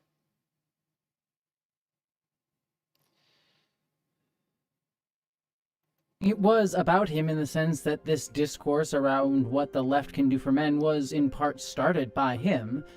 But I realized that after I finished it, that it was partially about those who watch him. It was about trying to talk to those who watch him, and creators in spaces like his who push their audiences to see marginalized folks who discuss these issues, including directly myself sometimes, as enemies, as an other, as someone who is coming after him, and then vicariously his audience feels as if we're going after them.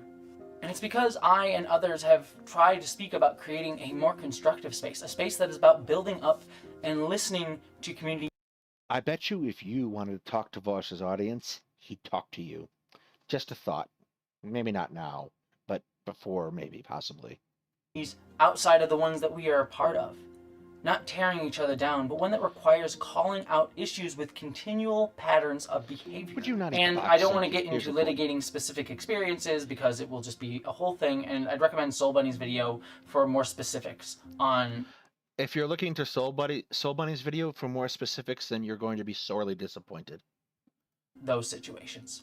Briefly though, one thing that's worth quickly addressing that came up after I filmed this section of the video is the discussion that Soul Bunny's video sparked within the Black community. To be very clear, that is a conversation that I am not a part of and is not my place to have an opinion on, but just to listen to in any of the spaces that that community welcomes me into to just listen and learn within. One of those that I'd recommend is this video by FD Signifier, in which he facilitated conversations with people within the Black community that had varying opinions on the issue within Soul Bunny's video, both agreeing and disagreeing or just having complicated thoughts on that if you're curious to have a moment to learn for yourself.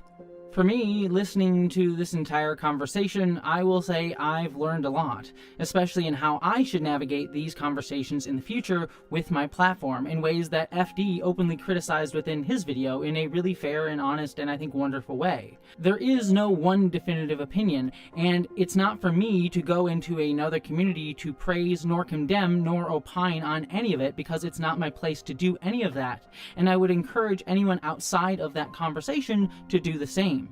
However, that conversation is but a piece of Soul Bunny's video, and to focus on that part alone feeds into a way to distract from her larger points that go beyond just this singular inter-community conversation, which no one within that community has a perfect answer to. Remember, all of us are imperfect people trying to imperfectly discuss how we all live in a system that demands perfection from everyone while it dehumanizes all of us and sets us against each other. But as we've been discussing... That was word vomit. Soul Bunny gave a racial slur against Shark. Was it correct? And is that solely a black issue? Well, no, because again, it didn't happen on black YouTube. It happened out for everyone to see. Everyone saw that. We played it here on this channel. We saw it happen. How am I supposed to go? I have no feelings about this. I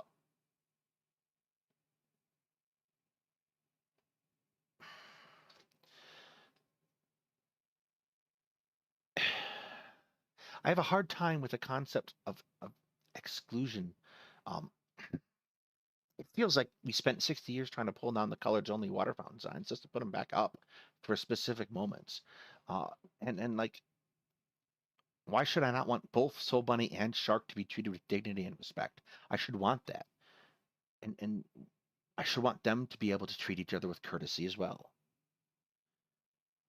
This is white knight crap. I mean, more to the point, it's white knighting people out of a space, out of a discussion, saying that we don't have a voice. Like, I don't even necessarily want to have a voice in the discussion, but people were incensed at the attack. It was an attack, and that's a natural feeling. In this whole video, we also need to understand how we exist. And more broadly, the video was an attack. And navigate these conversations within said structures of power and understanding our places within it. Soul Bunny's video is well worth criticizing, but it's also worth listening to. And I did. Without singularly focusing on ways to dismiss it wholesale by using a singular conversation within a community that it's... I don't feel like most of the people who were critical of the video were dismissing it solely on the basis of Soul Bunny using a racial slur against another black man.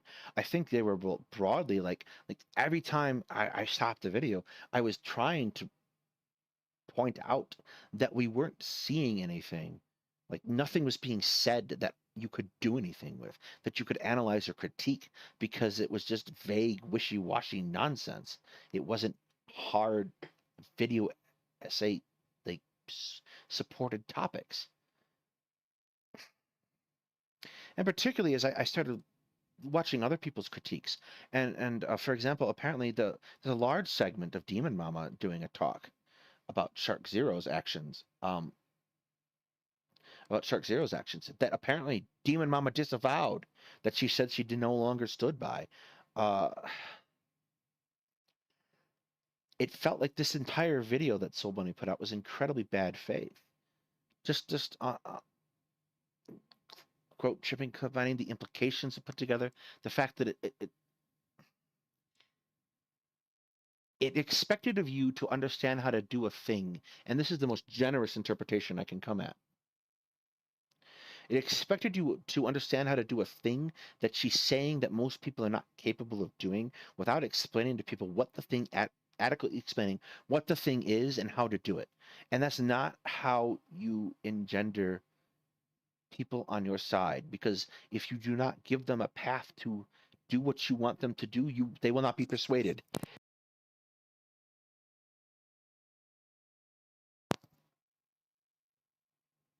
And the fact that this got such absurd reach, it does Bluestone. It poisons the discussions that might be had around it. And that's disappointing. Itself doesn't have a consensus on the issue. But to stay on point, I didn't make this video as a takedown of Vosh. Yet, many took my tweet to mean that this video was going to be that. And I have to think possibly that the reason people thought that had to do with issues from months ago where Vosh spoke about me in his stream. But one which I have never said a damn thing publicly about Vosh, or any other streamers in that situation who honestly were much more... I suspect it was more about your support for people who were attacking Shark Zero. because Soul Bunny tied Shark Zero to Vosh, and then you're attacking Shark Zero, looks like, because it was previously tied to Vosh by Soul Bunny, to be attacking Vosh as well. Antagonistic towards me than Vosh was. And to be clear, I don't have any personal issues with Vosh, at least none that I will talk about publicly and use for content, ever. I literally only have spoken directly about Vosh in one video where I wasn't talking about a situation involving me, where I critiqued him, but I also expressly said this. I will admit that there is a fear with me having made this video and centering it around Vosh as an example of it, that it might just devolve into our audiences attacking each other, like Vosh's fans attacking me or my audience going after Vosh back. But I don't want that to happen. Because ultimately I know that we're all ultimately within the same spaces and that our audiences often overlap. And that there are folks who I've spoken to are in my audience who are dealing with the complexities of the conflicts within our leftist community and are trying to reconcile them both within themselves and within their favorite creators in this space. As I myself am trying to do. I am trying myself to dismantle my own sort of centralizing of transness and wanting to reach out and try to center other voices and other identities that intersect with issues that affect me but don't directly affect me as a sort of middle-class white woman. So instead of us framing this whole conversation as and other identities that intersect with issues that affect me but don't directly affect me as a sort of middle-class white woman. So instead of us... Was that as confusing to you as it was to me?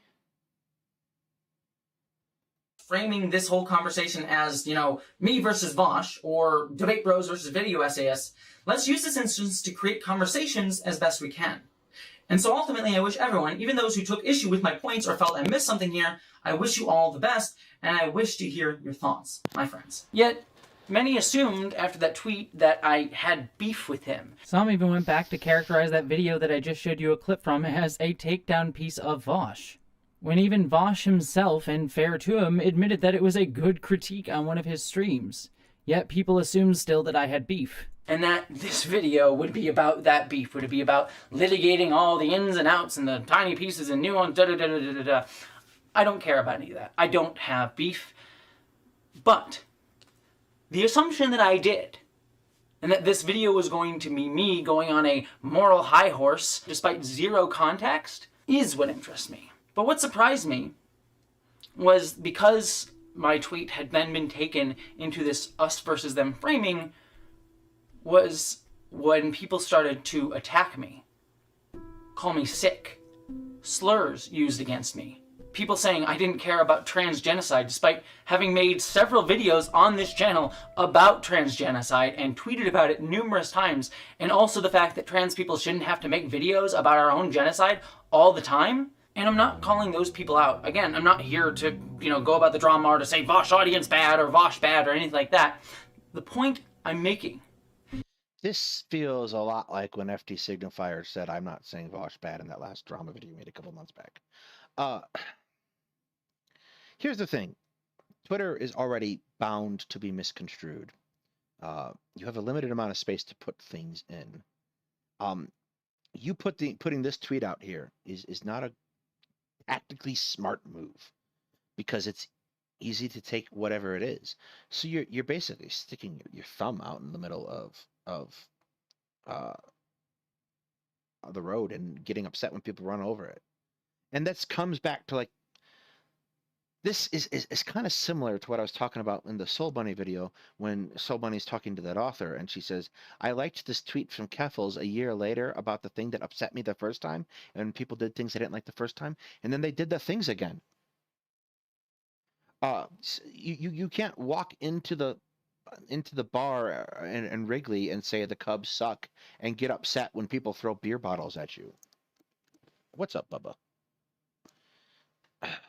And on that, we're going to take another break while I attend to the dog again. Yeah, it's an I'm not touching you thing, and you are.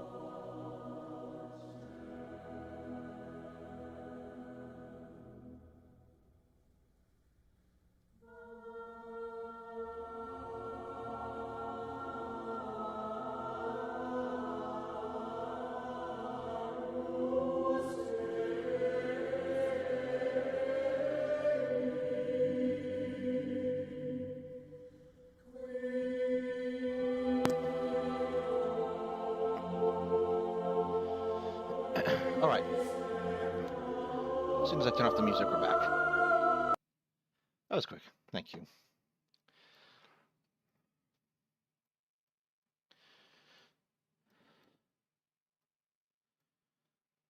I messed up all my windows.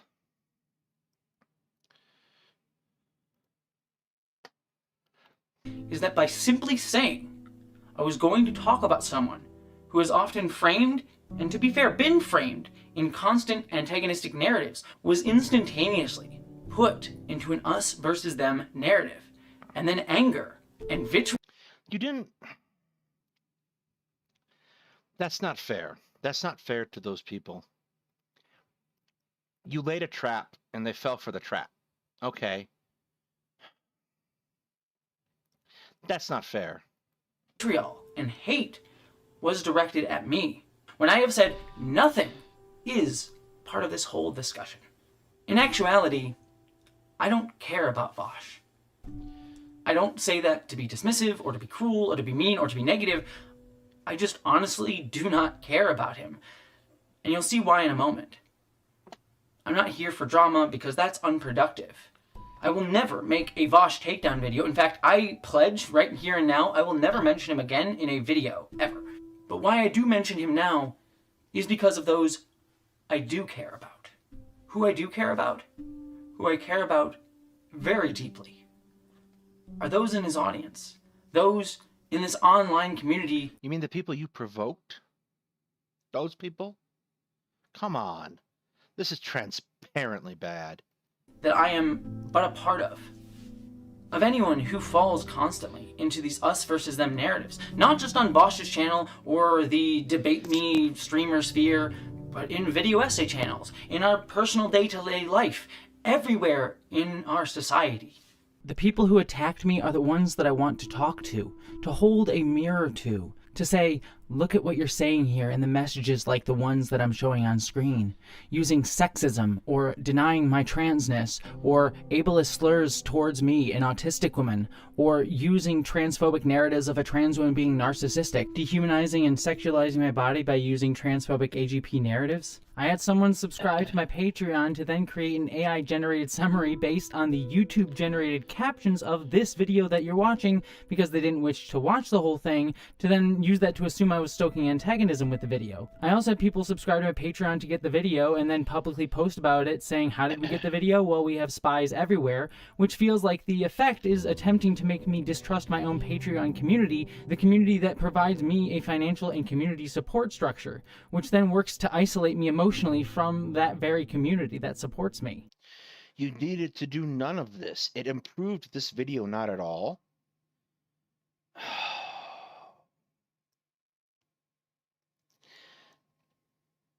The first video was okay. Most of the second video has been okay.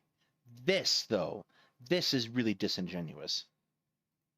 I had a creator with a large following take a long tweet of mine about how leftism isn't about winning, but knowing what we fight for when we win, which is the destruction of hierarchies and creating something more beautiful after, and then crop that tweet so it sounded like I just wanted to lose, leading to another mass pile-on of my tweet to the point where I deleted it because I just didn't know where the harassment was coming from and was already dealing with so much that I just didn't want another line of attack and abuse to deal with.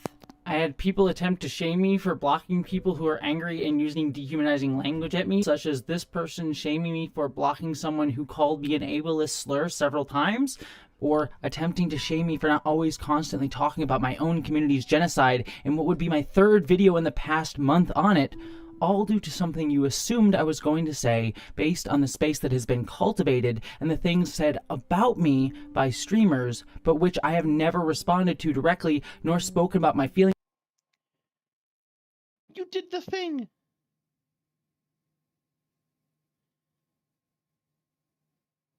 Haha, you've activated my trap card is not the clever retort you think it is. On in relation to specific creators and streamers. And this wasn't just like 1 or 2 tweets, this was thousands of people constantly sending this at me at all times amidst many other people who were sending other things that were both kind, supportive, and some that were just critical and actually kind. But how is anyone supposed to emotionally handle all of that at once? With any sort of grace?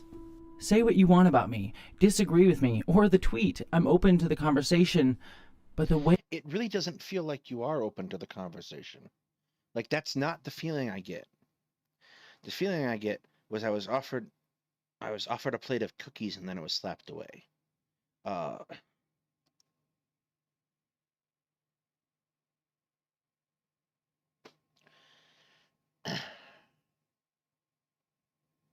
That's the feeling I get. Like, you can't reckon with Soul Bunny's video as effective because it's not. It's simply not. It's just not good. You can't then do a tweet like that, particularly in the atmosphere created after Soul Bunny's video, which was by and large an attack on Vosh for most of it, in which you were referenced positively. So you have now been positively associated with Soul Bunny, who is negatively targeting Vosh and giving a slur against Shark Zero, and then come out in a tweet liking a continued attack on Shark Zero, then turning around and making a vague post about Vosh, and then getting upset when people who have very little context left to fill in, but everything is pointing them in a certain direction, go in the very vague direction they were given, and then get upset at them about it. Like, that's disingenuous. I have to know as a creator when I am using a bad strategy, or after the fact. If I do a bad thing and I have to recognize after the fact that this thing didn't work, it's not the fault of the consumer if I communicate poorly. The way that people have talked about me, the way that maybe you watching this video have talked about me, isn't okay. Not just because of how you dehumanize and attack me, but for your own sake as well. It dehumanizes you in a much more insidious and subtle way. This behavior is what pushes women, trans people, disabled people, neurodiverse folks, black people, Hispanic folks, Asian folks, indigenous folks, and more away from solidarity with you because you are using the tools of the oppressive system to dehumanize and traumatize us even when you don't. That's not what happened.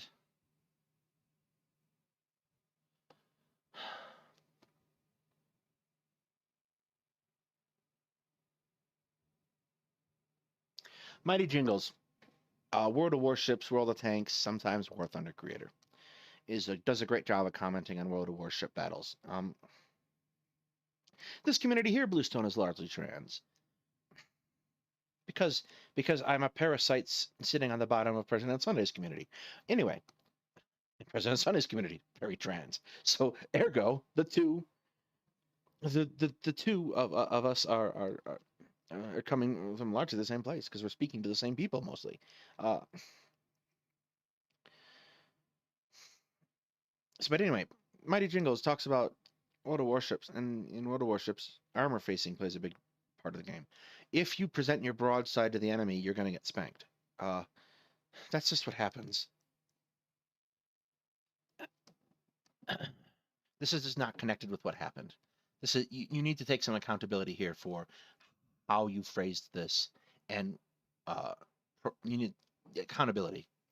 Don't understand or see that that is the case, and I stop being in community with you, and it leaves you isolated and alone, cut off from connection. I am not angry at those who attack me, because what I am here to point out and recognize is that all of this behavior, for many of them, many of you, is a trauma response to the anxiety, fears, and lack of self-worth this system constantly funnels into antagonism.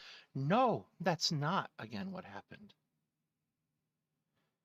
Antagonistic framings that our society constantly generates, stemming from its need to enforce a hierarchy that creates and centers control and domination. To be frank, I was really shocked with how many narratives got spun about me after this tweet, as well as Soul Bunny's video. All based on gaps in information, assumptions made about my tweets and my likes, as well as misinformation and disinformation that was spread. Honestly, it really sucked and was a hell of a lot worse than I assumed it would be when I tweeted the tweet. It kind of left me crying a few nights, to be frank. But all of this stuff serves to traumatize people like me over and over and over again, so that then out of our trauma, we react back in pain and just go back and fight the same people who attacked us, instead of actually creating a discourse and dialogue. And then some of those people feel attacked and hurt as well. It's the same exact thing that I was talking about earlier on in this video about how many feminists went to attack and fight men because men traumatize many women. And instead of actually fighting this whole system, they just go back and fight and attack the same people who are at the head of the power structure that they are fighting back. But it also dehumanizes the people who are doing the harm. It makes those spaces more homogenous and dangerously more isolated and alone. You could have said, you could have phrased the tweet. My next video will be about how the community has received Soul Bunny's video about Vosh.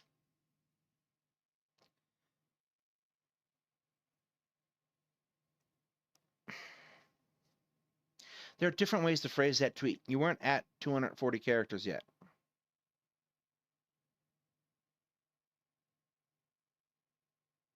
Come on, that's just not right.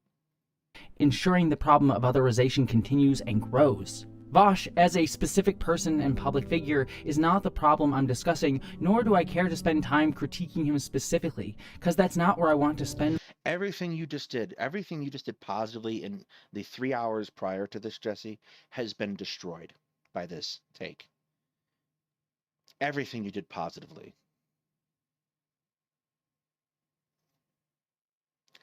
Anyone who was predisposed to listen to you before now isn't.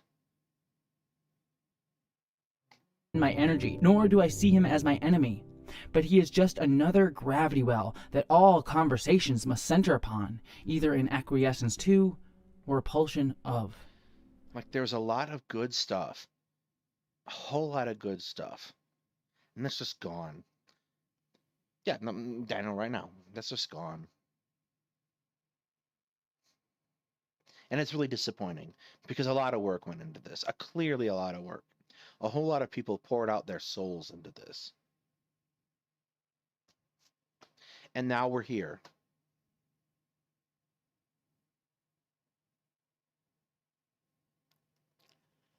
Because people aren't going to separate the message, the positive parts of the message prior to this, from this part. Because now they feel attacked, and then they feel like you're pretending they're stupid. Like, come on. Your entire thing has been about empathy. And this isn't empathetic. No conversation can just be about him, and thus those deemed non-ally must be seen as antagonist. And while not all will attack, I will be seen as an enemy or a threat by some. Those who see me that way are the ones who I want to talk to and spend energy on. This video is about me looking at those who fall into those spaces and narratives and saying, hey, I see you. I feel you. I have felt where you have felt. I've been there. I've seen the world in black and white terms. Been scared. I'm trying to do better. We're all just trying to figure it out. Well, you did a pretty shitty job this time.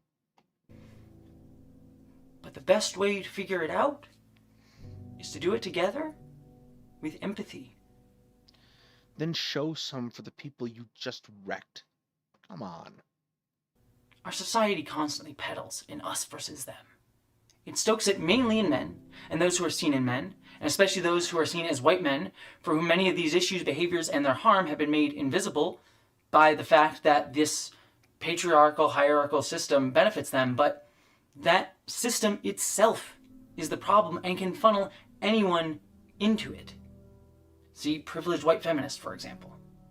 I believe you can do better. Unless you think that is me being condescending.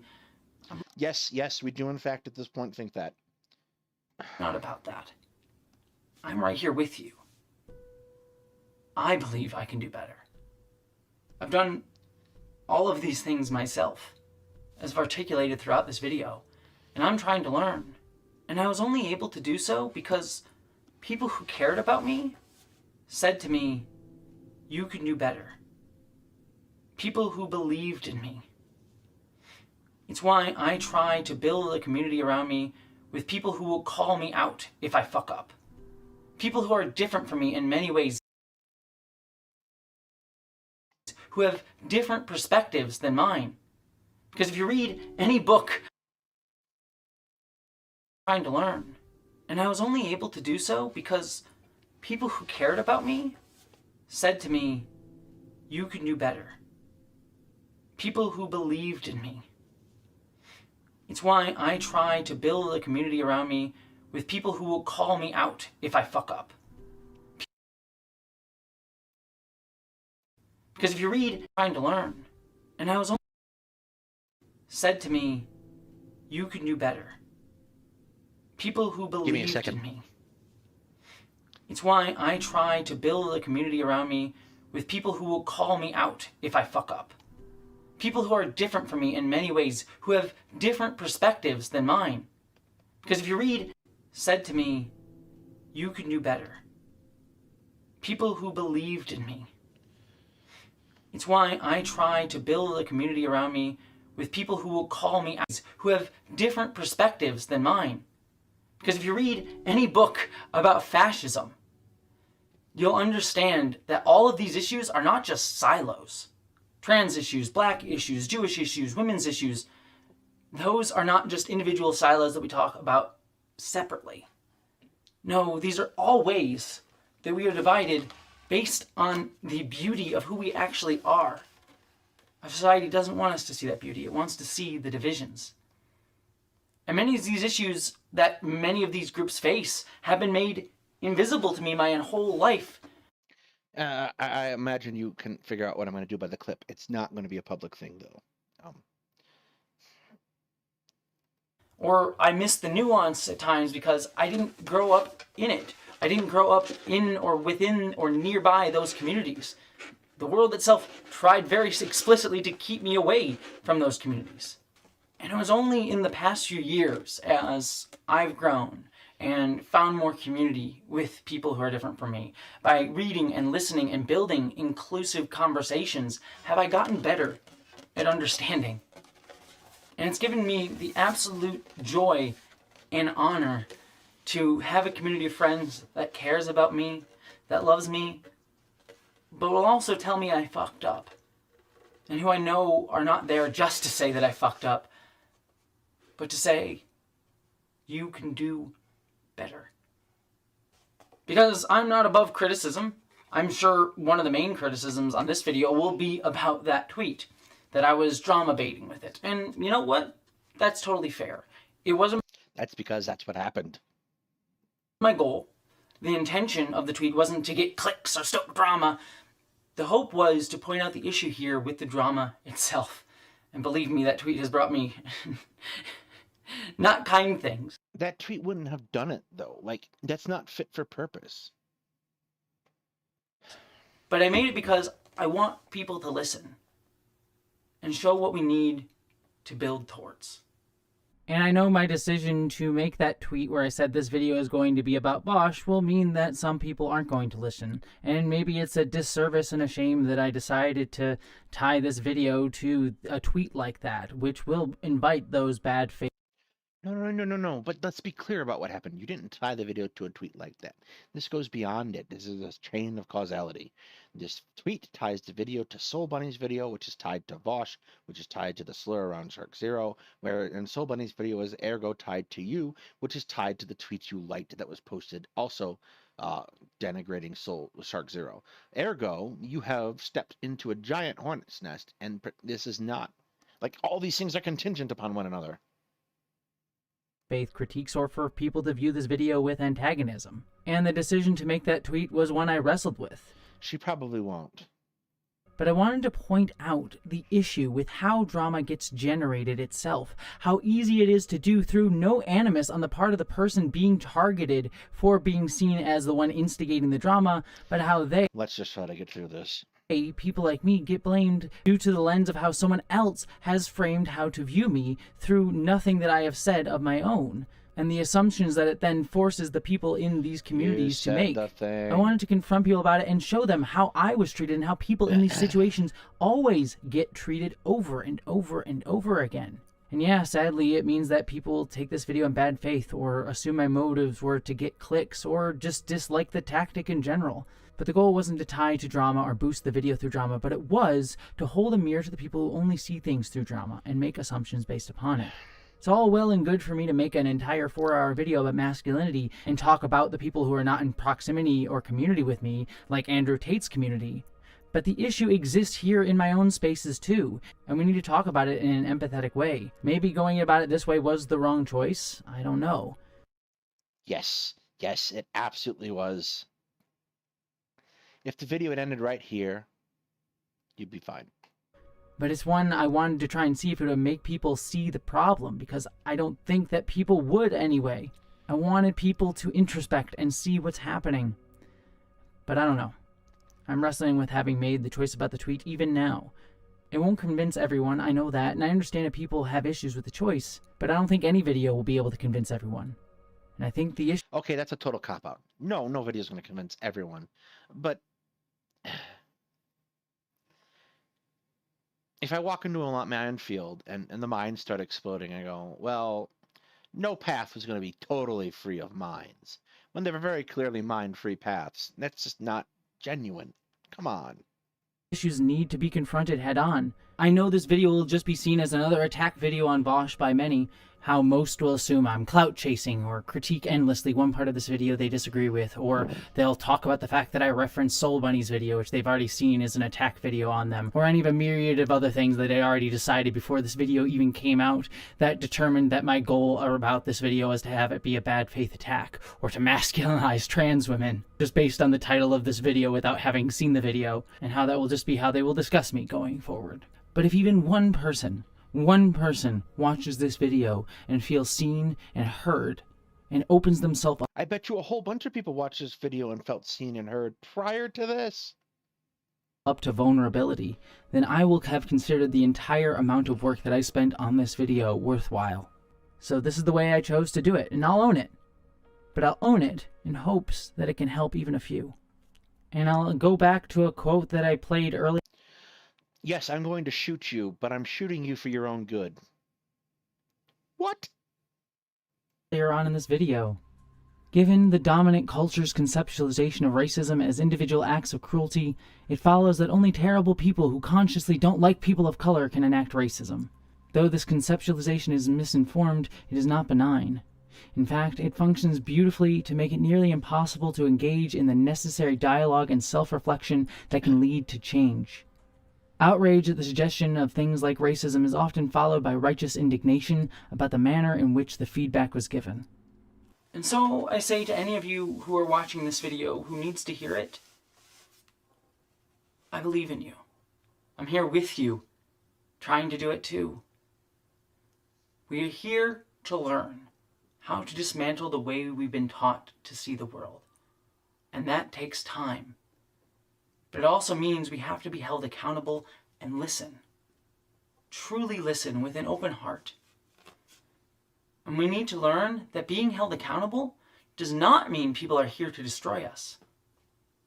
Being held accountable means someone believes in us to grow from that point. I'm so glad you said that. Of accepting accountability. Who understands that we're imperfect people trying imperfectly to fight this system that oppresses us all and sets us against each other. And explaining and taking the time to acknowledge division and bigotry in spaces is not the thing that creates the division, nor is the end point of those discussions about calling someone a bigot. It is about pointing out the problem of the bigotry itself and how that bigotry reframes marginalized people talking about it and how it affects us as enemies. And if you hear that and think that that is about attacking you, that feeling of being attacked is the problem that I'm discussing and what needs to be dismantled. I attacked you, but please don't feel attacked. We've talked about on this channel the problems between interpersonal and systemic and institutional racism before. Tear down that feeling. Because if you aren't willing to do that, It will cause those around you to stop hoping that you can do better, because you've repeatedly shown that you aren't capable of doing better. When those people stop caring about you one way or the other, that's when you failed in this project of building something better.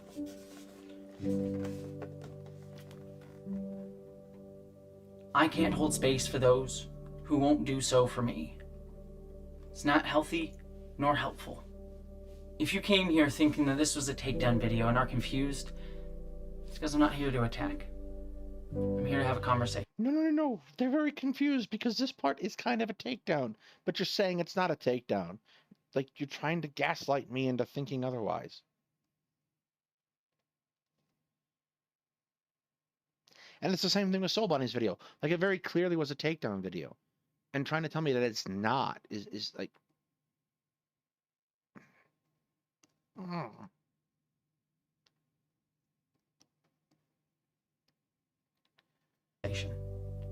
To explore the edges of the map. I hope you see that we're all exploring together. Because what we build after this gendered system gets destroyed requires that.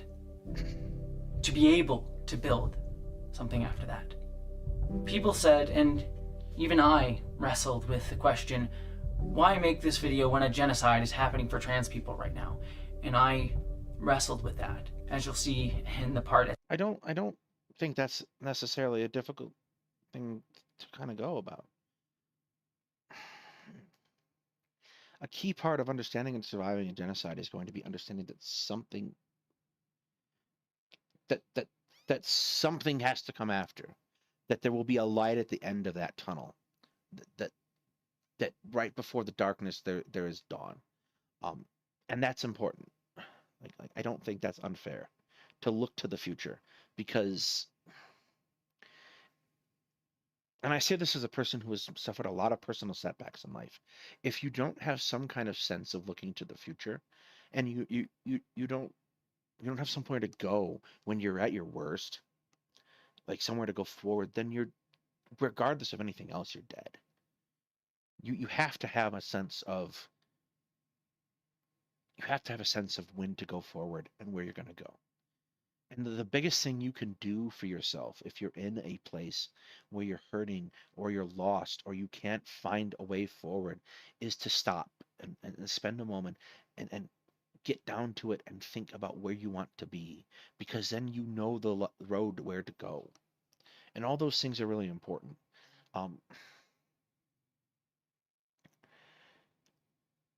I think there's an impetus for creators, because the loudest voices in this space are often negative ones, to make those be the only voices that are speaking.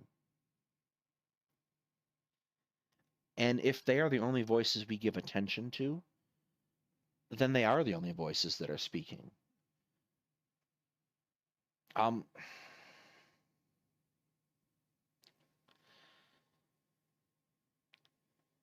Let's keep going. Let's see if there's a way forward here. At the end of this video that I filmed a week ago, before this part was added. But I've decided it's because this conversation right now is about how we fight that system and about what we build next. With solidarity. Otherwise, we'll just be making the same system again. True praxis is not about who wins. It's about what we create next. We should respond. You've got to win to create. To the problems of elite capture and the racial capitalism that enables it, not with deference politics, but with constructive politics. A constructive approach would focus on outcome over process, the pursuit of specific goals or results rather than the mere avoidance of complicity in injustice or promotion of purely moral or aesthetic principles. A pragmatic utopianism that starts where we are but imagines where we want to be, combining a set of goals unbound by whatever passes for common sense today with a hard-head political realism, capable of finding the strategies and tactics needed to shift common sense and the world underneath it. It would focus on accountability rather than conformity. It would focus on building and rebuilding rooms, not regulating traffic within or between them. It would be aimed at building and rebuilding actual structures of social connection and movement rather than mere critique of the ones we already have. We have to decide collectively where we're going, and then we have to do what it takes to get there. Though we start from different levels of privilege and advantage, this journey is not a matter of figuring out who should bow to whom, but simply one of figuring out how best to join forces. We will need each other to get where we're going. And getting there, after all... She's probably, Jarpgar, going to the YouTube, I think this is out of the licensed music YouTube provides the creators.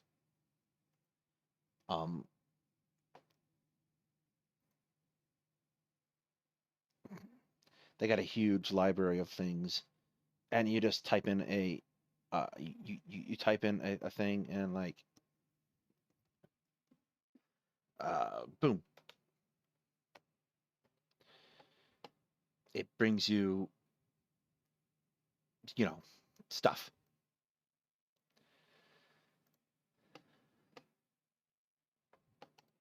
Is the point. If we live in a society that still uses the term, manhood must be reframed as descriptive, not prescriptive.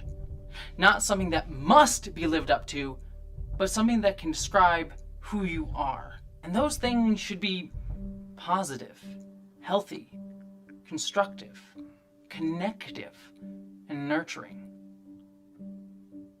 Hopeful, joyful, beautiful, because they can be. I do wonder... Okay, all those things are nice, but how do we get there? As a trans woman who is... Like we're supposed to have been reframing this entire time. Often seen the way that many trans people are in our society, as the villain or the commodified target of ire, even within my own community. I do wonder, can I speak to this? Will people even hear me? Can I empathize with those being co-opted by larger forces than me, destroy others, destroy themselves? At what point is it a futile effort in the face of these fascistic societies? Is this video a futile effort? Probably wasn't until this part.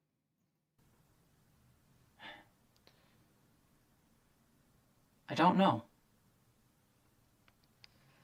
But I do like to look at the edges of the map and up at the sky at night, at the stars, and see what's more beyond this moment. What more we can be. I guess, for now, I'll reach for that and hope. Because by doing that, that is how we start to stop looking down and look up at what we all can become. And so begins the PBS special.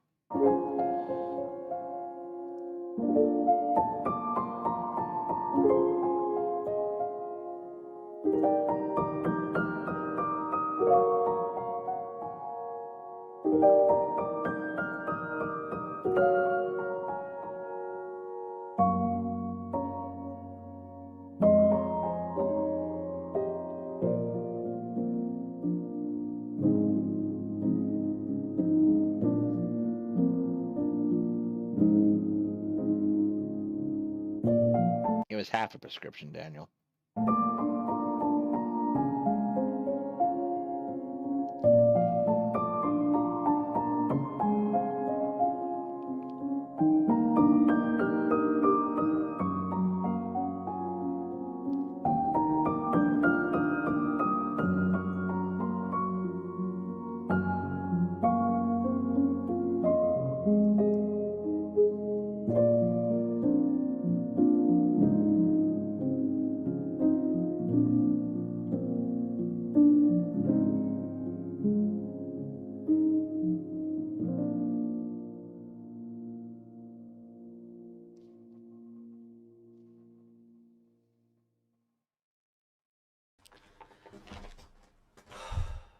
Hey there, everybody. I hope you're all doing well, especially after all of this video. I wanted to be honest with all of you and just take a few minutes after this video essay was over, because a lot of things have happened to me both personally and in the world since I initially wrote, then shot, and now have edited this video, because I am filming this right now after having edited the bulk of the video and before I've released it, obviously. And I just kind of wanted to have a little postscript discussion for just a couple minutes after this, because I think it's worth putting this Let us continue. in the video, though technically not part of the essay itself, but kind of just separate from it. And if you'll indulge me these couple extra minutes, I promise we'll get to the YouTube self-promoting stuff at the end like we typically do, but I just wanted to be honest and say a couple extra things. The first thing that I wanted to say is, number one, thank you for watching the entirety of this video. I'm assuming if you got into this part of the video, then you've watched the whole thing, and it should be very obvious that this We most certainly did. There's video evidence. video was really personal to me, to make for a variety of reasons. Not the least of which that I talk about a very traumatic experience in the middle of the video. And I also want to quick shout out my editor, Lucian Brinkley. He's one of my best friends, and he was sort of the first lead editor on this video, and he sort of really helped shape the artistry of this video. So shout out to him for his amazing work on this. But I will also say that to finish off the video, because this was such a personal video to me, I've been doing this sort of last little leg of editing for it, and I'm going to be very frank, I really hate this video. I think it's... See, I don't hate all this video. I hate this part. Not this part in particular, this part.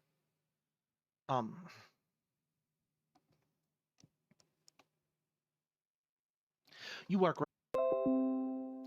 and difficult, and you're grappling with it in mostly a way that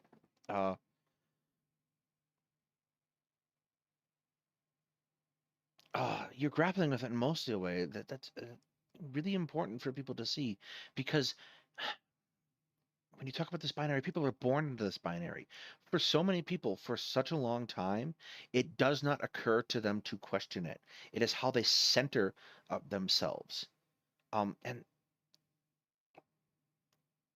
this fundamental identity of man and woman is so very important to so many people, and that it may not be as it is presented to us by the prevailing narrative is terrifying to people.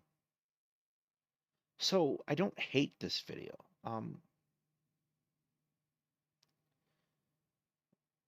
But we took a weird little turn here, didn't we? Partially because of how personal this video gets. And I think that my emotions are very tied up in this video for a variety of reasons. But as I've edited this video, I've just come to hate it more and more, because I feel like it's just a self-indulgent ramble. And so I know that that's my shit that I'm putting onto the video. So I just really, really hope that that it wasn't that, and that's my brain sort of being clouded by the things that I talk about in this video that are traumatizing to me. And so I do hope that it was really, really helpful and worthwhile. And that kind of leads me into the next thing that I wish to say, in that, you know, as I've been editing this, I've been struggling with, even if I even want to put it out, not just for the very personal reasons of me thinking that it's a very self-indulgent video, but because the video is about trying to find understanding and compassion towards men generally. But there is an element of me giving understanding and compassion to people who are very hateful, understanding how they get into that hateful rhetoric. And what has been my struggle is that since this video has come out, it was already going on when I wrote this video, but I wrote this video at the beginning of the year. But since then, the attacks against trans people have become more and more targeted, more and more scary. I mean, literally neo-Nazis. And they will continue to do so throughout this month of June that's coming up, and they'll continue to do so while the election ramps up. I don't think there's going to be a video that solves that problem. I'm sorry to say. And Nazis showing up protesting drag events. Not that that wasn't happening before this year, but it has become much more of a bigger issue, and the attacks against the trans community have been honestly overwhelming. We are in a trans genocide. If you don't believe that, I'm not going to even argue that in this video. But it is what's happening, and it has been emotionally and physically devastating. And I'm not even the one that's directly under attack, at least in my safe little bubble up here in Washington State. Though, of course, I live in the United States, and it's not safe for any trans person here. But I am certainly more privileged, I guess would be the word, than many. And it has been a very difficult struggle for me to make a video showing compassion for people who are trying to eliminate me, in their own words. And that's difficult because I am always someone who tries to be very compassionate, even towards the people who harm me. And I want to be very clear to everyone who is watching this video, because I know there might be some people who might have the same issues that I have with this video, and that, Jesse, why are you giving compassion to these people at a time where we need to be punching a lot of Nazis in the face? And I want to be very clear, we should punch Nazis in the face and fight back. But what I am trying to stay focused on is what needs to happen after we punch the Nazis in the face. We don't just fight back, we fight forward, to quote a TV show that I really like, because I always have to bring it back to pop culture. And what we need to do is try to build a society that creates equality for everyone, sees everyone with compassion, even the people who right now are told to hate and be vitriolic. I think that's what we always need to focus on. But I'll be honest, keeping my eye on that ball is really hard. And so it's just been something that I've struggled with in making this video. And I just wish to articulate it to all of you, because I don't necessarily have a resolution to that idea. It might be its own whole video at some point where I talk that out and think that out. But it's just something I struggled with in this video. And I felt that to not articulate it would be a detriment to this video. So I wanted to at least put that out there. The last thing that I will say, and this will kind of shift into the awkward self-promoting bits, because welcome to capitalism, we live in it, and that's how we do YouTube. But I will try and put a very personal spin on it, because it is actually very important to me, in that one of the things that I'm also trying to hold on to with that mindset of not fight back, but fight forward, is trying to make sure I focus my content continually on making beautiful things and things that are meaningful. I've been stuck a lot lately in making videos that are sort of pushing back against anti-trans rhetoric, which I think are necessary. I'm going to continue to do those as I have the energy to, and I don't always do. But I've been focusing on videos that are trying to be inspiring me and make me excited. And to be honest with you, the thing with that is, to be able to do things that are much more constructive instead of just reactive, is they take a lot more time. And I'm learning that now, in that, like, I could do a video that's really quick and easy in terms of, like, writing it all up, and it would be very reactive, but to do things that are meaningful to me, they take a lot of time. And so I will say to my patrons, again, I know this sounds YouTube self-promoting, but I mean this very sincerely, to all my patrons who support me on Patreon, thank you. Because I've been trying my best, and I know I'm a workaholic, but I've been trying my best to be like, it's okay. You can take the time. You can sit with things. You can not just have to get it out as fast as possible. And I'm only allowed to do that because of my Patreons and other support that I get on places like Nebula. So to every patron who supports me, thank you. Okay, I don't think we're going to get much more in the way of substantive content. I've said everything I'm going to say of the video. That's that. Couple notes before I sign off for the evening. Thank you everyone for showing up tonight. It's been a very long time. I do deeply appreciate people showing up on these streams. I'm glad I'm not just talking to myself. Couple things are happening this week. Me and Hetman will be doing a show about a fairly substantial portion, about 10 years of the Iraq War, and discussing that. The other thing that I want to launch this week and hope to be ready to do over the course of the next few days, we're going to be launching a Patreon. If you have an extra buck to tuck our way. What that is going to be going to is the acquiring of research materials for future shows, the acquiring of skills and knowledge necessary to make this channel present better. Um, it's all. I'm also going to start including in our description box the Streamlabs link. So if you wish to donate any little bit, if you have something, don't donate if you are not in a position to do so. All of those things will help us go back into the channel and help us do better and make better content. As for the rest of it, the rest of the week is going to be up in the air about what's going to be happening. I will be doing a surgery on Friday, pretty minor, on my arm to prepare a dialysis access, after which I will probably be loopy a bit. So we will figure out the rest of the schedule going forward as I'm able. I want to thank you all. Have a good night, and don't get in trouble.